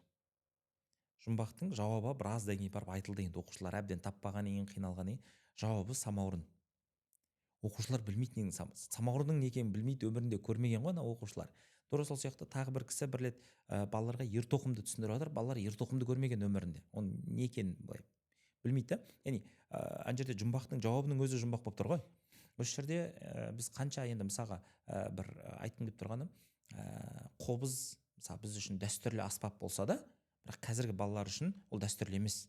Оның қасына күнде көріп жүрген скрипкасы я гитарасы оған дәстүрлірек болып кетуі мүмкін. Дұрыс, сол сияқты жаңағы самаурыннан гөрі оған тифаль дәстүрлірек. Анау тарихи біз үшін дәстүрлі болғанмен қазіргі балалар үшін ондай емес. Осы жерде тағы бір қосқым келетіні, Джимми Оливер деген аспаз бар. Сол кісінің бір жастармен, оқушылармен кездескен кезде көрсететін несі бар. Мүмкін осының да үзіндісін қосайықшы. Оқушыларға неше түрлі жемістерді көрсетеді, көкөністерді көрсетеді. Балалар білмейді ананың қайдан шығатындығын. Өздері тұтынып жүрген, жеп жүрген затының қалай өсетіндігін білмейді.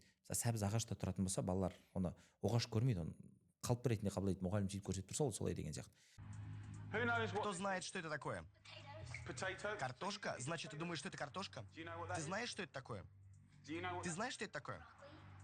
Как насчет этого? Наш старый друг, ты знаешь, что это такое, милая? Нет? Как вы думаете, что это такое? Лук? Нет. Моментально понимаешь, что эти дети не имеют ни малейшего понятия, откуда берется еда. Кто знает, что это? Как ты думаешь, что это? Если дети не знают, что это, они никогда не будут это есть. Нормально? Яғни айтқым келіп тұрғаны, бұл жерде педагогтар баланың жүрегіне жол табу үшін осындай да қадамдарға бару керек деп ойлаймын да. Яғни мүмкін мен ол бағанағы әншілерді я рэперлерді жақтырмайтын шығармын, бірақ балаға тақырыпты түсіндіру үшін мен сол балаға өзекті мәселелерге былайша айтқан кезде жығылуым керек қой. Сол бағана мен бұрын білген жоқпын ғой бұл туралы фактілерді сіздің. Бірақ қазір естіп андай не қылып жатырмын да. Таңырқап жатырмын. Бізде Нұрлан ағайдың менде несі бар, Нұрлан Иманғалиевтің менде біз ұстаз деген ол кісінің несі бар, проректор ғой, ұстаздың академический директоры ғой, сәлем ол кісіге. Ол кісінің бір несі бар, андай ұстаз distinguished educator деген бір жобасы болған, форма болған. Сол жерде мен андай ютубта не істегенбіз, андай мұғалімнің оқушының таным түсінігінде оқыту деген мен не болған, бір семинарым болған. Сол жерде мен зерттеу тақырыбында осы нәрсе болған. Жауап ретінде андай біздің аудиториямыз зумерлер болды ол кезде. Қазір уже альфа поколение ғой да. Біз енді олардың поколение соларға сәйкес сөйлемейтін болсақ, ол біздің неміз ондай қалай айтсам екен, нағыз қалай айтсам екен, тәкаппарлық деп ойлаймыз біз. Біз тәкаппарлығымыз немесе ұстаз болмағанымыздың белгісі шығар негізінде деп ойлаймын. Бұл жерде енді қалай айтсам екен, егер де мұғалім дегенді мен бұл кәсіп ретінде алатын болсақ, оқушылар ол біздің телеаудиториямыз, ол біздің клиенттеріміз қандай. Тиісінше біз клиенттерімізге сәйкес келетін продукт ұсынғанымыз абзал болады негізі. Сосын олардың вкустарын сөйтіп қалыптастыра береміз. Мен сөйтіп ойлаймын негізінен. Бірақ та менің бір ұстазым бар, ол Агуда оқиды. Агудаға ұстаз ол кісі. ол бірде бір орысша сөз қолдандырмайтын тұғын бізге. Ол кісінің ойын түсінемін негізі. Өте күрделі сөйлейтін кісі, өте күрделі ғалым кісі. Бірақ та біз баруымыз керекпіз да. Бірақ оны осознанный болған кезінде, саналы болған кезінде ғана түйсікпен бармасаң, оған былай бару қиын деп ойлаймын. Осы жерде мынандай қоса кету шығар. Шаталов деген кісі педагогтарды екіге бөледі. Бірінші педагог пәннің жанында тұрады дейді. Баланың жанында емес, пәннің жанында, сөйтіп пәннің жанына шақырады дейді да. Келіңдер деген сияқты. Екіншісі пәннің жанында тұрмайды, ол баланың жанында жүреді дейді. Баламен бірге пәнге барады дейді. Біріншісі университетте оқытушы болу керек, екіншісі мектепте дейді. Мұғалім болу керек. Бағана сіздің айтқаныңыз, енді менің ойымша университетте егер сондай кісілер болса, талғамы бар, жаңағыдай мүмкін бір қарапайым сөздік қор, лексиконы күрделі, біз оларға ұмтыламыз. Ол енді педагогика деп айту келмейді, ол жерде андрогогика ғой. Керісінше күшті сияқты, сондай бір ұмтылыстарды оятады. А мектепте мүмкін жаңағыдай ол қажет емес. Баланың тілінде сөйлеу деген міндетті түрде бұл түсу деген сөз емес қой. Бір деңгейдің мынандай бір төмендеу емес та. Күшті тақырып көтеріп. Осы жерде бір күшті сөз бар. Мен бір Зак деген кісіні білесіз ғой, как раз рэпер ше. Жаңағы әнші, иә. Рэпер, сол кісінің ұстазы бар, Оксимирон деген. Мирон Янович деген. Ресейлік, білетін шығарсың может. Сол кісінің кезінде оның мамандығы 18-ші ғасыр ағылшын әдебиеті ғой. Оксфордта бітірген кісі. Иә, Оксфордта. Общем, сол кісінің кейін бір интервьюін отқан кезінде бір күшті әсер етті маған. Бірінші лекцияда, бірінші сабағымыз дейді ол жерде. Біз ең пикті түсіндіріп кетеміз дейді, ол түсіндіріп кетті дейді бізге. То есть әдебиеттегі ең шырқау шыңды түсіндіріп кетті бізге. Сол арқылы біз осындай бола алады екенбіз ғой. То есть осындай ең дәмді нәрсені көрсетіп кетті да, кішкене дәмін татқызды. Одан кейін басынан бастап қайтадан солай ілестіріп алып кетті дейді бізде. Сондай менің ойымша тоже бір мұғалімдерге бұл лайфхак сияқты. Бірінші сабақтар өте бір қызық болатын болса, мысалға даже жаңағы вид поэт социальный общество мертвых поэтов бірінші тұрады да, жыртыңдар дейді, әдебиеттегі ережені жыртып салыңдар дейді да. Өте күшті қандай адамдарға өте қатты әсерлі негізінен. Біз әдебиет деген айтқанда даже баланың ішкі еркіндігін оятатын сабақ сияқты негізінен. Біз бүкіл сабақтар сен бүйтуің керексің да, әдебиет сабағында ол еркіндік қандай бүйтіп. Мен бүйтсем де болады, сөйтсем де болады, бунт айтқанда бунт шығарасың. Рэп деген ол да бунт қой, бунт негізінен қарап отырсаңыз. Сол арқылы біз ойымша ойшыл адамдар көп шығарылатын сияқты, ойшыл кәсіпкер кісілерді маған сұрақ қойдыңыз, сіз әдебиеттің жаңағы әсері деген нәрсеге қатысты мен жауап беріп отыр. Менің ойым андай бүкіл өзгерістерді әкелетін кісілер олар бунт адамдары, қарсылық тудырған адамдар. Мысалға, например, Зактың өзін, 91-ның өзін алатын болсақ, олар дәстүрлі бір әнге белгілі бір қарсылық әкелген кісілер. Қатты протест болды ол кісілерде. Ең қызығы, мен бір кішкене өзім зерттеуім бар. Протест болған кезінде не болады, рост үлкен болады да, ал бәрі қабылдаған кезінде популярность осындай болады, танымалдылық осындай болады. Мысалы 91 қатты бәрі қарсылық білдірген кезінде өте қатты танымал еді да, қазір мысалы танымал емес. Қатты немесе танымал емес деп айтсақ. Қазір қарсылық тудырмайды дейсіз. Иә, ол қабылданған. Ол тіпті олар шаштарын қазір боямайды, қап-қара шашпен жүреді, сырға тақпайды да солар деген секілді. Яғни немесе там орыстың әншілері бар, рэперлердің барлығында қарсылық бар да. Мысалға там скриптонит деген кісі бар. Ол барлығы нақты сөйлейтін аудиторияға мұрынмен мамбл рэп деген нәрсені енгізді, деген сияқты нәрсе. Сол танымал болып кетті бір моментте деген секілді. Яғни немесе қазіргі менің өзіммен қатынайтын Noise MC деген кісі бар, өте мықты кісі. Ол кісі бірден протест, бұрыннан бастап протест. Сол кісі қазір өте қатты танымал, себебі ода сол не бар, дух бар, еркіндік жоғалтып қалған сол нәрсені деген секілді ғой айтқанда. Қандай көп ой салып жатсыз. Мынандай бір не келіп жатыр. Енді ол негізді емес, бірақ менде үнемі мынандай сұрақ болатын да, неге 86-та жастар көтерілді деген. Кейбіреулер айтады, ол сырттан қолдан жасалған, ұйымдастырылған деген сияқты. Мен оған сенбеймін. Мен оған сенемін. Шынымен де жастар көтерілді. Шынымен де жастар басшының өзге ұлттан болуына қарсылық танытты. Бірақ оған дейін де өзге ұлттан басшылар болды ғой. Қонаевқа дейін. Неге ол кезде қарсылық болмады? Неге ана жерде бір аяқ асты рух оянып қалды деген бір ой болды да. Сөйтіп осы тақырыпта бірдеңке айта алады ау деген кісілермен кездесіп қалған кезде үнемі осы сұрақты қойып жүрдім. Енді көбі білмеймін дейді, біреулер өздерінің бір гипотезаларын айтады. Бір кісінің гипотезасы маған қатты ұнады. Ол гипотеза, бірақ андай негізді гипотеза сияқты. Ол кісі бұған себеп болған шығарма бар деді. Ол Ілияс Есенберлиннің көшпенділері. Өйткені сол кезеңде ол жаңағы көптеген тиражбен шығып жатты. Ол шынымен де оқырманның рухын оятылатын еңбек. Қызығы ол кісі де инженер ғой, мамандығы педагог емес та, жаңағыдай. Сіз айтқандай мультипотенциалдың иесі сияқты ғой. Сөйтіп осы еңбек сол 70-ші жылдары шықты, 70-ші жылдары кең тарады, соны оқып өскен жастар ана жерде қарсылық танытты дейді. Маған ана жауап, енді гипотеза мүмкін бұл негізсіз шығар, бірақ маған ұнады. Негізі бір не сияқты қайтсам екен, сәйкес келетін сияқты негізін. Сол шығарма білесіз ба, сол замандағы ең көп не болған бестселлер болған кітап та, 200 мың тиражбен шыққан, мен білуім бойынша 200 мың тиражбен бір-екі рет шыққан. Алғашқы басылымдардың өзі 50 мыңнан болған әрқайсысы. Ол бірнеше басылым болған сосын. Бізде прикол айтамыз, мен әдебиетші болған кезімде өмір бойы нан әкелген шығармасы дейді да осы. Оның 40-қа жуық романы болған, бірақ осы ғана романы қатты бестселлер болған дейді да. Сонымен осы тақырыпты зерттеген кезімізде білесіз ба, бұл көшпенділердің шығуына кім себепкер болған? Негізгі себепкер болған. Ол Мұхтар Мағауин негізі. Мұхтар Мағауин білетін болсаңыздар, ол бунт қой кісі. Өте үлкен қарсылық болған ол кісіде. Сосын ол қазгуды бітіргеннен кейін 30-ға келген кезде ма бір кісі арқылы ол КГБ-ның архивінде отырады 15 жыл бойы, 10-ға жыл бойы КГБ-ның архивінде отырып, Аласапыран деген шығарма шығарады. Қазіргі 5 ғасыр жырлайды деген нәрселер сол кісі шығарылды негізінен. Одан бөлек Ілияс Есенберлиннің көшпенділеріндегі бүкіл тарихи факттарды шығарып берген ол Мұхтар Мағауин негізі. Бұл Тұрсын Жұртбайдың несінде, бұл кәдімгі дәлелденген негізінде печать қойылған нәрсе деп айтсам болады. Жаңағы не Dead Boys Society-да не бар ғой, сол жердегі еңбек жаңа 5 ғасыр жырлайтындығы сияқты біздегі. Дәл солай. 5 centuries ба, сондай бірден келді. Мына бір неге тереңдеп көрейікші. Қазір тұлғалық даму, жаңағы осы бағытта неше түрлі бір шаралармен айналысу, бір тренд қуу дейікші, кең тарап бара жатыр. Мен оны құптаймын, жақсы деп қараймын. Бұрын мысалға андай тренинг немесе кітап, курс дегендер бір кең емес етін адамдар бір өте бір тар аудиторияға арналған дүниелер сияқты еді. Қазір бұны сынайтын адамдар бар, жаңағы бәрі осымен айналысып кетті деген сияқты. Бірақ осының ішінде бір қолданбалы кеңес бере алатын адамдар да керек сияқты да. Қазір мысалға қандай кітап оқу керек екенін айту керек сияқты, қандай кино көру керек екенін айту керек сияқты. Тура сол сияқты өзінің тұлғалық дамуында бір жасалу керек алгоритм деп айтайықшы, қадамдар да бар. Бағана басында сіз айтқан ментор, ұстаз тауып алудан бөлек тағы қандай шаралар істеуге болады? Мысалы, педагог алатын болсақ нақты. Педагог, жас педагогқа мүмкін 3-4 курс оқып жүрген, немесе жаңада мектеп табалдырығын аттаған, сол жердегі мүмкін жағымсыз ұжымдық мәдениетке жұтылып кетейін деп жүрген, қисық жүйеден, қағазбастылықтан шаршап жүрген адамға бір демеу болатын кеңес болса деп ойлағанмын. Енді көрейік енді.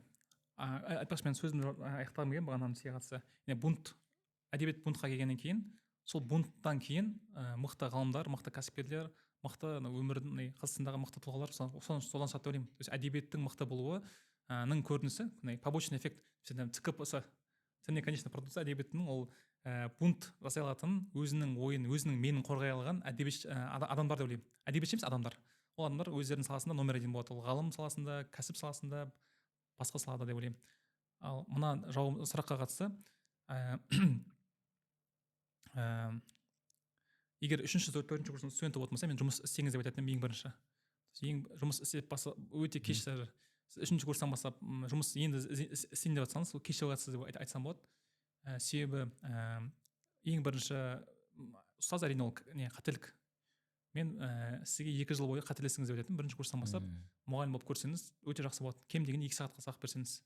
Мысалы біз есінде, біз агуда бізде смарт клаб деген болған, біз фритич деген философияны насихаттағанбыз. Біз 10 шақты мектеп, 5-6 мектеппен меморандумға қол қойдық. Студенттеріміз соған жүретіндігіміз тегін сабақ беруге кітапханасында. Мүмкін сондай бір клуб ашасыз ба, бірақ та мектептерде мен сабақ беру керек деп ойлаймын. 1-ші курстан бастап, немесе кем дегенде 2 сағат сабақ беріп. Ең бірінші соны бастайтын едім. Өйткені андай қызық нәрсе бар ғой, білетін шығарсыздар может. Мысалға бір адам болуы мүмкін да, оған, например, білмеймін енді, 100 мың теңгенің бір курсы бар деп айтайық. 100 мың теңгенің курсын ол пайдалы екенін біледі, бірақ ол ладно, алмай ақ қойсаң да болады ғой деп айтады. Өзім үйрене ала саламын ғой. Екінші кісі болуы мүмкін, 100 мың теңгені беретін білімін ол өзім алам дейді да, жүреді, қадалады, құлайды, іздейді, табы, сосын ауыр тиеді, сосын ақыр соңында алмасам болмайды екен ғой дейді да. Сосын тұрады 100 мың теңгені алу оған жеңілірек болады. Ол оны да тіпті ақысын көбірек бере алады. Яғни көбірек пайдалана алады деп айтсам болады. Тиісінше тәжірибесі жоқ педагогтың мен қандай әдістеме зерттеген дұрыс дейтін болса, ол дұрыс емес сабақ деп ойлаймын. Ол әдістемесі сабақ беру керек, скорее всего, бірінші орында. әдістеме сабақ беріп ағай менің сабақтарымнан оқушыларым кетіп қалды, осындай проблема болды деген кезінде енді сөйлессек болады деп андай сондай ұсынсам болады деп ойлаймын, ұсынсақ болады. То есть бірінші қателесіп көру керек, сосын барып бірақ бізде қателесу деген нәрсе өте не ғой, бұл үлкен бөлек тақырып. Біздің Қазақстанның әдебиетінде де біздің мәдениетімізде де қателесу деген өте жаман нәрсе болып қалып қойған негізі. Біз мінсіз болуымыз керекпіз деген нәрсе бар ғой бізде. Біздің әдебиетімізде біз мінсіз болуға тәрбиелейді негізі. Бірақ ол өкінішке орай жалған дүние деп ойлаймын. Мен бірінші орында осымен көрсетемін тіпті.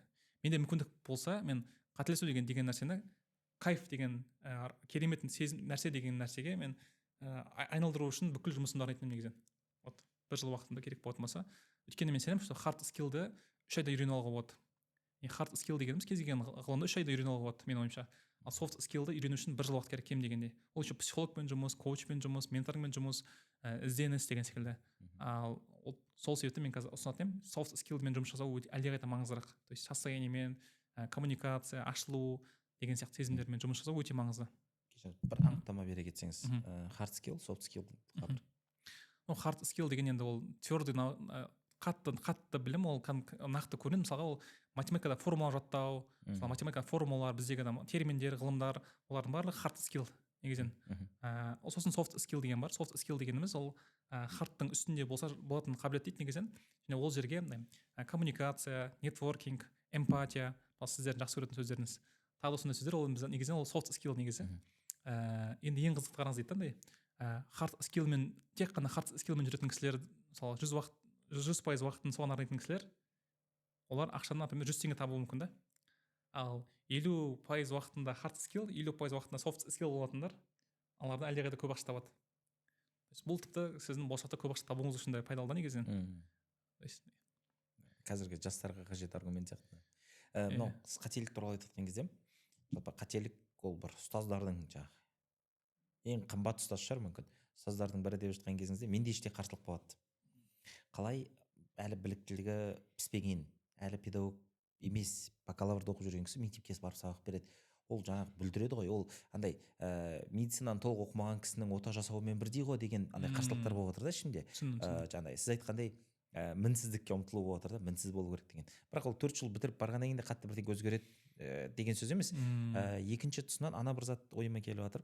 Шынымен де қателік мүмкін жалғыз ұстаздың бірі шығар. Бір кейс ретінде бөлісіп берейін. Біз педагогтарды алатын болсақ, танымал педагогтарды және олардың биографиясын үңілетін болсақ, қызығы бәрінің, енді әсіресе өмір жолын, еңбек жолын жаңадан бастаған кезінде үлкен қателіктер болған. Мысалы, қазіргі біздің өлшемдермен алатын болсақ та, ол андай білмеймін, абьюз деп, cancel culture-ға түсіп кететіндей, сондай деңгейдегі қателіктер болған да ол кісілердің тәжірибесінде. Бірақ қызығы оларды мықты педагог еткен де сол қателіктері ғой. Сол қателіктерінен олар сынбай дұрыс шешім қабылдау арқылы осы саланың бір жарық үлгі алуға болатын жұлдызына айналып кетті да. Мен кішкене көбірек уақыт алып бір затпен бөлісіп көрсем. Мен педагогикадан кетіп қалған адаммын. Педагог ретінде мектептен қызметтен. Кетуіме бірден бір себеп болған дүние осы қателік етін да. Мен бір қателік жасадым. Өзімді педагог мамандығына лайық емес сезіндім ана қателіктен. Содан мен өзімше шешім қабылдадым. Ескендір, сен мұндай игі іске лайық емессің, бар да басқа бір дүниеви тірлікпен айналыс деген сияқты. Бірақ кейіннен қайтадан қалай айналып келгенін білмей қалдым. Тағы бір осыған бір дерек қосқым келіп тұр. Енді мен дұрыс емес сценарийдің үлгісі болып тұрмын ғой. Бір педагог болады, қараңызшы. Ол кісі мектепте тәжірибе жасап көргісі келеді. Сіздің кеңесіңізді қолданған кісі ретінде деп айтайықшы. Сөйтіп мынандай тәжірибе қолданады. Сыныпта оқушыларды оқу үлгерімі бойынша отырғызу. Ең үздіктер алдында отырады. Сәйкесінше ары қарай ең нашарлар ең соңында отырады деген сияқты. Сөйтіп бір бала сабаққа келмей жүрген екен, ауырып жүрген болу керек. Сол сабаққа келеді сол кезде, ана тәжірибе қолданылып жатыр. Сөйтіп ол тәсіл бойынша ол кісі ең соңында отырады ғой бала. Ойлаңызшы, сен ұзақ келмедің, келдің мектепте ең соңында түстің, ана баланың күйін сезініп көруге тырысатын болсақ, сен былай шыққан кезде шеттетілдің ғой бүкіл сыныптан. Сен сағынып келген кезіңде. Сөйтіп соңында отырып қаласың, сен одан сайын білмейсің. Жаңа бағана басында сіз айтқандай, онсыз да махаббат қажет балаға, одан сайын махаббаттан тиіп тастады оны. Сөйтіп бірнеше күннен кейін, 2 күн бе екен, 3 күннен кейін ана бала мүлдем жоқ болып кетеді. Келмей қояды сабаққа. Тағы бірнеше күн өткеннен кейін әкесі келеді. педагогпен сөйлеседі, бала қайтыс болып кеткен. Бала ауырған екен, соның себебінен де сабаққа келмеген. Сөйтіп күндері санаулы екендігін білгендіктен соңғы бір уақытын сыныпта өткізейінші деп келген. Сөйтіп келген кезінде андайға тап болып тұр ғой. Педагог андай шешім қабылдап тұр. Енді ана педагог кім? Мысалы бүгінгі заманда бір педагог ондай істейтін болса, оны бір білмеймін, әлеуметтік желіге салып жіберетін болсақ, байғұс Қазақстаннан көшіп кету керек болатын еді ол кісіге. Бірақ қызығы, бұл педагог Макаренко ғой. Бұл Макаренконың кейін неге мен бұндай қателік жасадым? Басқа педагогтар бұл қателікті қайталамас үшін деген сияқты қателіктен сабақ алу ғой. Керісінше осы жолда өзгелерге бір үлгі болатын жолдар жазып шығуға себепші болды да. Мысалы қазір Біріккен ұлттар ұйымымен мойындалған 6 педагог бар, қателеспесем соның біреуі Макаренко. Яғни сондай педагог болуына менің ойымша осы қателік себепші болды да. Сіздің кеңесіңізді бір құптауға тырысып жатқан тұрмын ғой. Сіз екі аргумент бар ғой айтқанда. Енді біріншісіне қатысты айтатын болсақ, негізі әрине ол негізгі сабақтардан емес, қосымша сабақ ретінде берсе болады ғой. Минималды қателік жасайтындай, қателіктің құны жоғары болмайтындай. Әдемі. Сондай бір қателіктер жасап көрсе, ол не болуы мүмкін? Ол үй жұмысына көмектесу деген секілді, немесе орыс тілін балдарына қазақ тілін үйрету деген секілді әртүрлі бір нәрсе бір сабақ беріп көрген дұрыс деп ойлаймын негізін. Содан кейін барып оның бір стилі пайда болады. Скорее всего, бір жылдан кейін оның бір белгілі сұрақтар пайда болады. Тіпті өзіңіз де байқайтын шығарсыз, может, сұрақтар қойған кезде енді дайындалып жүрген синдром отложенной жизни, мен болашақта мұғалім боламын деген кісінің сұрағымен уже мұғалімнің сұрақтары екі түрлі да. Егер мен былай істейтін болсам қалай болады деп ойлайсыз деген секілді андай. Ол уже андай, ал мен оған сенімдімін да. Екі түрлі состояние бар, екі түрлі күй бар. Ол дайындық кезеңі және әрекет кезеңі деген. Біз дайындықты кезеңі дегеніміз андай, ол кейінге қалдырылған өмір синдромы, яғни мен дүйсенбі күні бастаймын, қаңтардың 1-і бастаймын деген секілді. Осыны сатып алайын, сосын барып бастаймын, подкастты тыңдап қойын, сосын барып бастаймын деген секілді. Мінсіз мұғалім боламын деп. Мен оқып болғаннан кейін барып ағылшын үйреніп алайын, сосын барып бастаймын. Бұл бізде қателесуден болмайды деген, қателіктің құны как раз қателіктен жаман деген нәрсе айтқанда. Соның салдарынан болып тұр ғой айтқанда. Екіншісі сол болғаннан кейін, екіншісі әрекет кезеңі. Әрекет кезеңі дегеніміз еркін бала. Қателесе береді, мысалға біз отырамыз, тұрамыз, құлаймыз. Біз егер қателік дегеніміз ол біздің жаман эмоция болмайтын болса, қателік дегеніміз ол қателік егер жаман деген нәрсе болатын болса, біз осылай дүниеге келуіміз керек болған. 25 жасар болып дүниеге келуіміз керек болған, скорее всего. Неге? Өйткені кішкентай балалар олар сөйлей алмайды, жүре алмайды, памперсін ауыстырасын, түнімен ұйқың маза бермейді деген секілді. Яғни оны сіз де білесіз, біз де білеміз. Ол айтқанда қателесіп тұрады, бірақ айтпайды ол бала. Это не мое, менікі емес екен ғой. Мен күте тұрайын, бір жылдан кейін барып бастайын демейді да, бала тұрады, қайттан құлайды. Ол әрекет жасай береді. Менің ойымша бұл тіпті мұғалімдікте де, немесе білім алған кезде де ең бірінші состояние ол еркін бала болу. Қалай деп ойлаймын? Еркін бала болған кезімізде біз тез білім аламыз. Ал қазір неге үйретеді екен маған деп алсақ, біз еш нәрсе үйренбейміз да, скорее всего. Мен ойымды өзгерттіңіз деп айта аламын. Өйткені мен осы уақытқа шейін педагогтарға, әсіресе сол мамандықта оқып жүрген кезде жұмыс істемеу керек деп ойлайтын. Андай түбегейлі ойым өзгермесе де шынаттыңыз ғой позициямды. Андай бір ой келіп жатыр. Болашақта бір андай бір тақырыпты пікірсайыс форматында жүргізіп көру керек сияқты. Негізі қызық болатын сияқты сізбен. Тем более теода болдыңыз, мен атамекенде болдым. Тағы қандай кеңес бере аласыз жастарға? Кеңес ретінде ма? Ана кеңес ретінде емес, ешкімнің айтқандарын тыңдамаңдар. Бұл менің кеңесім дейтін. Енді кеңес беретін болсақ, енді сол енді мен мұғалім болып бастаңыз деп айтатын едім, ең бірінші нәрсе. Екіншісі ұстаз тапсаңыз. Менің жағдайымда мен екінші курстан бастап мен Нұрлан Иманғалиев деген менде портрет болған менде. Осындай мұғалім болғым келеді. Именно 11 сыныпта мұғалімдерім бар, мен осындай мұғалім болғым келеді. Немесе там сол общество мертвых поэтов деген кейіпкер бар. Сол кісі мен сондай мұғалім болғым келеді деген менде кейіпкерлер болды да менің өмірімде. Менде образ болып кеткен, осындай мұғалім болғым келеді деген. Бұл бірінші мәселе. Екінші мәселе, енді мен егер де сіз мектепте жұмыс істейтін болсаңыз, және де сіз мектепте болған кезде мен байқайтын нәрсе, мен астанадағы ең бір мықты мектепте жұмыс істедім деп айта аламын. Сол моментте белгілі бір облыс әкімдерінің балалары, өте знаменитый кісілердің балалары оқыған басқа бір мектеп бар да, частный мектеп. Сол жерде оқыған кезімде, жұмыс жасаған кезімде мен байқайтыным, біз мықты мұғалімдер жертва отыратындай. Деп ана жертва отырады. Сол кезде түсінбейтінмін, не үшін осылай отырамыз деген секілді. Сол кездегі маған келген жауап, біздің Қазақстандағы жалпы білім беру саласында бұны білетін шығарсыздар, ицхак адзестің системасы бойынша, ол бір менеджменттің системасы бойынша бізде бюрократия деген этап бар ғой. Біздің компаниялар, біздің мектептерді компания ретінде алатын болсақ, қартайып кеткен компаниялар, қартайып кеткен өлім алдында кезең, яғни костюмшылармен сіз бір нәрсе ұлы деген секілді нәрселер бар да. Бұл этапта өзгеріс өте қиын негізі, және жаңа жастар келетін болса, олар жұтылып кетуі мүмкін. Ал ол болмас үшін мен ұсынатыным сізге өзіңіздің көшбасшылығыңызды дамытыңыз деп айтатын едім. Және де қасыңызға бір орта қалыптастырыңыз. Солармен аптасына бір кездесіп тұрыңыз. Фокус группаңыз болсын, сіз фокус группаңызбен апта сайын жиналып отырыңыздар. Кітап талқылаңыздар, әңгіме айтыңыздар. Мысалға Ерназар менің фокус группамда болған кісі. Мысалға апта сайын отырып талқылайтындығымыз менің есімде, астанада болған кезімізде. Яғни бұл өте маңызды деп ойлаймын. Яғни ол үшін мысалы Джон Максвеллдің кітаптарын оқысаңыз болады, көшбасшылық бойынша. Соны дамытсаңыздар, сосын тырысамын деген сөзді қолданбасаңыздар, көремін, бұйырса емес, істеймін деген сөзді қолдансаңыздар, істегім келеді емес, істеймін деген сөзді қолдансаңыздар, мен соны ұсынатыным негізінен. Одан кейін соңғы кеңеске бір кішкене тереңдейікші. Иә. Тырысамын, не мәселесі бар деген ба? Тырысамын деген сөз ба? Мен байқайтын бір зерттеу сөздері байқайтын шығарсыздар. Ағай мен кешікпеуге тырысамын дейтін бала, ол точно кешігеді мына жерде. То есть тырысу деген сөздің мысалы, давайте біз амандасуға тырысып көрейік сізбен. Амандасуға тырысып көреміз ба? Микрофон жетпейді. Иә, біз тырысып тұрмыз уже. Бұл тырысып тұрмыз. Амандасу деген осы қолмен аламыз. То есть тырысу это бізде процесс та, нәтиже жоқ ол жерде. Айтқым келгені, тырысқан кісі ол қателіктен қорқады тағы да.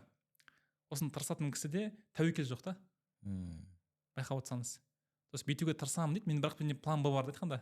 Ағай мен кешікпеуге тырысамын, бірақ мен кешігіп келемін деген план бар менде. Ал ең қызық сөзде емес, сөздің астарында жатқан бір ой сана ғой. Ой, ол жақсаның ішінде айтқанда мен келесі жолы тағы қайталаймын деген сөз жатыр да астында негізінен. Бұл ең қызық нәрсе, тырысамын деген сөздің астарында тәуекел ете алмау деген нәрсе бар да. Ал біздің мінезімізді қалыптастырады. Шәкәрім Молдабек айтпақшы, сөзің сенің өзіңе айналады деген, сөзің әрекетіңе. Тырысамын деген кезде не қалдырып қоясың, өзіңе бір тағы бір кеңістік қалдырып қоясың. Ал ереже бар екен, кейін маған айтады, бір кісі айтады, Азат, сенің план Б-ң план А-ның қашауы деді маған. Маған тұрды, өтті деді маған. То есть план Б дегеніміз, тырысамын деген, то есть осында болса, осында болып десе, точно сен бірінші нең орындалмайды деген сөз ғой. Егер де мен мұғалім болмайтын болсам, мұғалімдік менікі емес болатын болса, онда мен кәсіпке кетіп қаламын. Точно кәсіпке кетіп қаласың да мына жерде. Или мен мұғалім болмайтын болса, мен мектептен кетіп қаламын. Точно мектептен кетіп қаласыз. Белгілі бір істерге келген кезде тек жоспар болу керек дейсіз ғой. Мен тіпті ойлаймын, белгілі бір жұмыстар емес, белгілі бір емес, бүкіл жұмыстары план А ғана болса. Қиын емес бол өмір сүру? Мен ойымша сол біздің миссиямыздың белгісі сияқты. Миссия дегеніміз ол өмір бойы оған қол жеткізе алмаймыз ғой. Бірақ миссия дегеніміз сол ұмтылыс, точка А-ға ұмтылса, точка Б жоқ ол жерде. Менікі емес ау деген жоқ ол жерде. Менікі деген ғана. Мысалы айтады, үйленген кездерінде мынау менікі бітті, Б варианты жоқ ол жерде. Өмір бойы осымен болды, көмектеседі негізін. Махаббатын сақтап қалуға, сол ана кісімен до конца өмір сүремін деген сияқты нәрсе. Соған көмектеседі да. Үйленген кезде бұл нұсқасы болса андай өмір бойы өкініп өтуін алып мүмкін мынау мет деген сөз. Иә, ал бұл уже ең самооценканы әсер ететін нәрсе, басқа нәрсеге әсер етеді, ол оқушыларға әсер етеді. Оқушылар, егер мұғалім тырысамын дейтін болса, оқушы да тырысамын деп айтады. Ал тырысамын деген нәтижеге жетпейтін адам да. Ал үш түрлі адам бар да, жеңімпаз адам бар, жеңілуші адам бар, жеңбеген адам бар да. Ал жеңімпаз деген ол тырысамын деп айтпайды, ол жеңімпаз істеймін деп айтады. Ал жеңбеуші немесе ұтылып қалған кісі тырысамын деп айтады да. Енді біздің сөзіміз, біздің ойымыздың бір айнасы ғой бәрібір. Анау бір не есіме түсіп отыр. Бір фильмде көрсетілген, Бауыржан Момышұлы туралы. Мәскеуді қорғаған кезде жаңағы соғыс, қателеспесем, жаңағы арпалыс Александр Бектің орысша Волоколамское шоссе туралы шығармасының экранизациясы болу керек. Бауыржан Момышұлы картаны шығарады да кесіп тастайды. Сосын қасындағы сарбаз сұрайды да, не үшін кесіп жатсыз пышақпен деп. Сөз сұрайды, для чего нужна карта командиру дейді. Жауап береді, для ориентировки по местности дейді. Для нас нет земли за этой линией дейді. Яғни қазір жау шапқан кезде, біз тығырыққа тірелген кезде аяқ асты жоспар құрып кетпеуіміз керек. Сол сәтте мүлдем біз үшін бұдан басқа жер жоқ, тек былай алдыға деген шепке келеді екен де. Өте әдемі айттыңыз. Мен қызық болсын, бір өзімнің кішігірім гипотезам бар. Мысалға даже подкастқа қарап отырсаңыздар, көбінесе я всем рисковал, мен бәрібір не істедім, бірақ сендер үй жасамаңдар, мен ақымақ болдым, мен рисковать еттім дейді да. Бірақ ең қызығы сол рисковать еткен үшін оған Алла тағала нәтиже беріп тұр. То есть тәуекел етіп тұр айтқанда ол. То есть тәуекел еткен кезінде нәтиже беріп тұр на самом деле. сен болмай қалса былай істей саламын десең точно нәтиже болмайтын скорее всего. Мен оған сенемін, егер де бізде бір нәрсе орын алса, біз оған тәуекел еткенбіз, то есть план жоқ бізде бір нәрсе орын алмаса, болайын деп болмай қалды, там контракт болуы мүмкін, бір ереже болуы мүмкін, сайыс болуы мүмкін, болғанда болмай қалды, біз до конца тәуекел етпегенбіз скорее всего. Бүкіл себептерін жасамағанбыз. Біз план болды деген сөз ғой бізде. Күшті. Бағана бір дүниені айтып қалдыңыз да, сол маған ұнады. Егер сол адам қателесу арқылы болса, негізі шеберлікке жетудің, ұстаздық шеберлікке жетудің болсын, кез келген шеберлікке, ұсталық болсын, зергерлік болсын, маңызды емес, білмеймін.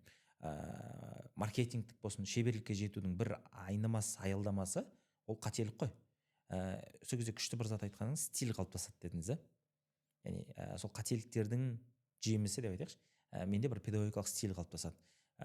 Сол адамның кез келген істе бір стилінің қалыптасуы, ол адамның шеберлікке жеткендігінің көрінісі дейді. Егер мен әлі бағана сіз айтқандай, білмеймін, модернизм деңгейіндегідей ұстазымның стилін қайталап жүрген болатын болсам, әлі бір өзіндік өрнегім жоқ болатын болса, онда мен әлі шәкіртпін, әлі үйренушімін. Яғни өзіндік бір жолым қалыптасқан жоқ деген сияқты ой келді да. Сол үшін мүмкін педагогтар андай бір жеке педагогикалық стилін қалыптастыруға жұмыс істеу керек шығар. Менде мынандай бір не отыр ішімде, өкініш деп айтуға бола ма, неге педагогикадан кетіп қалды екен мына кісі деген андай бір мектепте мұғалімдер қауымында сіздей адам керек қой деген ой келіп жатыр да. Ондай ойламаймын негізі. Мен өзім миссиямды орындадым деп ойлаймын. Біз бір мектеппен жұмыс істедік. Сол бір мектепке мен екі бір досым, бір бауырым бар, әдебиеттен сабақ беретін. Біреу настоящий постмодернист, настоящий премодернист. Екеуін қостық та, все. Сендер осыны орындыңдаршы. Андай айып емес, жай ішкі бір рефлексияның бір ғой. Бірақ бізде бір миссиямыз бар өзіміздің. Біздің екінші жобамыз бар, ментор хаб деген. Біздің жобамыздың идеясы, біз мектептің оқушылары мектеп бітіргенге дейін алғашқы миллион теңгесін тапса екен деген біздің миссиямыз бар негізі. Так. Алғашқы миллион теңгесін тапса. Иә. Осы жоба туралы бір сөйлесіп көрейік. Не үшін? Не үшін осы енді бұған мен кәсіби бағдар беруші ретінде жауап беретін болсам, бізде 70% өзім мамандығымен жұмыс жасамайды. Студент қазір 60% болған, қазір 70%-ға көтеріп кетті. Студенттердің 70% өз мамандығымен жұмыс жасамайды. Бұл ресми статистика. Біз зерттеп көрдік. Не үшін олай? Біз 50 мектеппен жұмыс істеп көрдік. Біз әрқайсысына біз данный аламыз, қаздеп аламыз, зерттейміз. Сол кезде байқаған нәрсеміз инфантилист деген нәрсені таптық айтқанда. Біз оқушылардың тек қана грантқа кетіп қалуы, өзінің сүйген мамандығын таңдамауына түбінде инфантилист деген жатыр. Инфантилист дегеніміз бала болу, то есть балалық жауапкершілік алмау деген нәрсе. Осыны біз зерттеп көрдік ары қарай. Инфантильность деген нәрсенің астарында тағы не бар? Ол ата-анамен үзілмеуі, жауапкершілік өзінің өміріңе алмау, ал оның түбіне қазған кезімізде адамның есеймегенін білдіреді. Есеймегеннің астарында, ал сұрақ қойдық ғана біз. Есею үшін не істеуге болады? Есею үшін біз екі нәрсе таптық. Бірінші нәрсе ол ұстаз табу, как раз. Сосын орта табу, екінші жұмыс жасап бастау. Сосын бізде бір ой пайда болды. Ондай болатын болса, мамандықтармен жұмыс күрескеннен қарағанда, оқушылар егер 9-шы сыныптан бастап өз мамандығы бойынша ұстаз табатын болса, болашақ сол мамандығы бойынша ортасы бар болатын болса, жаздың кезінде жұмыс істейтін болса, және 10-шы 11 сыныпта өзінің бағыты бойынша кішігірім жұмыс істеп бастайтын болса, сөйтіп 3 жылдың ішінде миллион теңгесін табатын болса, онда ол отбасымен тойлау керек. Не үшін тойлау керек? Өйткені біздің қазақтар тойшыл халық, біз понт жақсы көреміз, тезінде біз айтамыз, все, менің балам миллион теңге тапты, молодец дейміз да, біз той жасаймыз да. Сол кезде бізде бесік той деген секілді, сол сияқты бізде алғашқы миллион теңге деген той қалыптастырғымыз келеді. Бұл біздің қандай миссиямыз айтқанда бір алып отқан. Сол арқылы біз оқушылардың инфантильностін азайтып, өз мамандығымен жұмыс істейтін адамдардың санын көбейткіміз келеді. Анау бір енді бұл не емес, нақты дерек емес, бұл да бір кісінің пайымдары, гипотеза ғой. Қазір сәнде оверсайз дейді ғой, үлкен өлшемді киімдердің кең тарауының бір себебі адамда осы инфантильностьтің тарауы дейді. Олар өзін әлі кішкентай сезінеді, үлкеннің киімін киіп жүргендей бір сезім алғысы келеді. Сол үшін осы сән түрі, киімнің осы түрі кең тарап кетті деген сияқты. Артық болғаннан кейін осындай болып шығар мүмкін. Бойы ұзын болғаннан кейін де. Анау не ұнады маған, қызық екен, ол қаражат тауып көру арқылы былайша айтқан кезде өзіне ұнайтын саланы тезірек анықтайды ғой, мен дұрыс түсіндім бе? Иә, бұл қателесу ғой айтқанда. 9-шы сыныптан бастап адам жұмыс істеп бастайтын болса, кстати, менде не бар, кейстер бар уже. Мен бір оқушым бар. Ол оқушыма біз 9-шы сыныптан бастап LinkedIn-де мен ол кісі айтады, дата сайенспен жұмыс жасағым келеді деп айтты. Все, давай дата сайенс бойынша LinkedIn деген әлеуметтік желіден оған 2-3 кісіні тауып бердім. ол кісінің өзінің бір бөлек ұстаздары бар, мен бармын еще сынып жетекшісі ретінде қалып қойғанмын ғой. Өмірлік ұстаз ретінде араласамыз ол жігітпен. Ол қыз 11 оқиды, и адам 11 сыныпта оқитын кезде 400 мың теңге табады уже. Оның енді осы жерде ол балаға ол қалай әсер етті? Қызық айтайын десеге сол ол 9 сыныптан бастап зерттеп бастады ғой, дата сайенс деген нәрсені. Ол олимпиадаға қатысып бастады, өзінің көптеген ұстаздары бар айтқанда. Мен тек қана бір өмірдің бір кішкентай бір мүмкін болғанша білмеймін, бірақ көп өзінде бір не бар, талпыныс пайда болды да. Қазір ол есейді. Одан кейін ол жақында 1 жыл бұрын MIT-ге барып қайтты, 6 апталық тегін. Одан кейін оның целі пайда болды бізде, MIT-ға түсуім керекпін деген целі пайда болды. Мамандықты, университетті саналы түрде таңдау пайда болады ғой. Иә, 9 сыныптан бастап ол дата сайенсқа зерттеп бастады.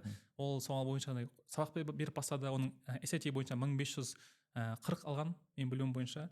1580 мен білуім бойынша. IELTS 7,5. Сөйтіп сабақ береді. Ол мынандай болуы мүмкін ба? Мысалы, сол табыстың аясында ол бір кәсіптің көзін тапты да, ешқандай оқуға бармай қойды. Жоғарғы оқу орны. Бізде негізі бірнеше гипотеза болып тұр қазіргі уақытта сол. Қазіргі даму траекториясында. Ол 7-ші сыныпта басталған проект қой негізі. Ол өзінде бір мықты жігіт негізі. Қазір енді бірнеше бағыт бар. Мен айта алмаймын. Ол жігіт уже қазір айтайын сізге, мен ата-анасы көрмейтін шығар деген ойдамын.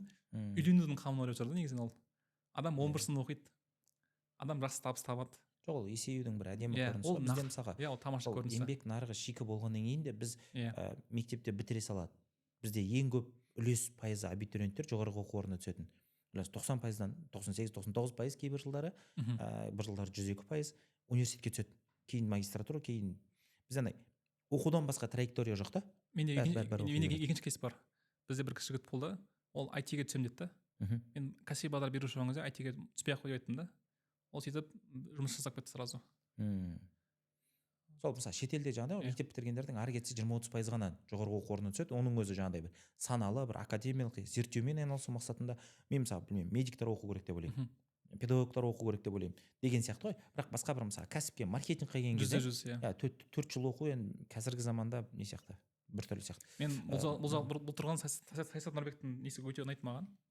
Саясаты 2028 жылы мындай 1 жылдық не қоямыз, сертификат қоямыз деген өте керемет жобасы бар негізін. Сосын гранттарды азайту. Иә, азайтамыз деген нәрсе өте керемет бастап жатыр негізінен. Ол мен тоже мен оқысым ұстазым ретінде. Айтпақшы біз екеуміз бір жолымыз почти келеді екен. Қызық. Жүріп өткен ба? Иә, ол кісі HR болған ғой, мен де HR болғанмын. Иә, ол кісі апыда HR болған. Иә. Тіпті мен қызық айтайын, неге қатысты, жаңағы қатысты.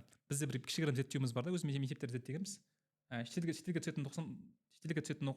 түсетін оқушылардың 98%-да синдром неполноценности бар. То есть саналы түрде емес, мен дәлелдеуім керекпін, мен барып келген кезінде мені көбірек мойындайтын болады деген сезіммен барады екен да. Өкінішке қарай біздегі жалпы нарықтағы енді орысша айтқан кезде нәтижелердің көбі андай результат от боли ғой. Саясат мырзаның бір несі есіме түсіп жатыр. Саясат мырзаға бір рет мынандай сұрақ қойылды бір қоғамдық лекцияда. Ол кезде ол кісі әлі министр емес, енді ол 2013-12 жыл ғой. Мынандай сұрақ қойылды. Қазақтан қашан Нобель сыйлығының лауреаты шығады деген. Сол кезде ешқашан деді. Адамдар андай дейді. Қалай деп, сіз қазаққа сенбейсіз ба, үміт артпайсыз ба деген сияқты кері байланыс қойған кезде Оксан мадни айтты. Бізде қателіктің құны өте жоғары.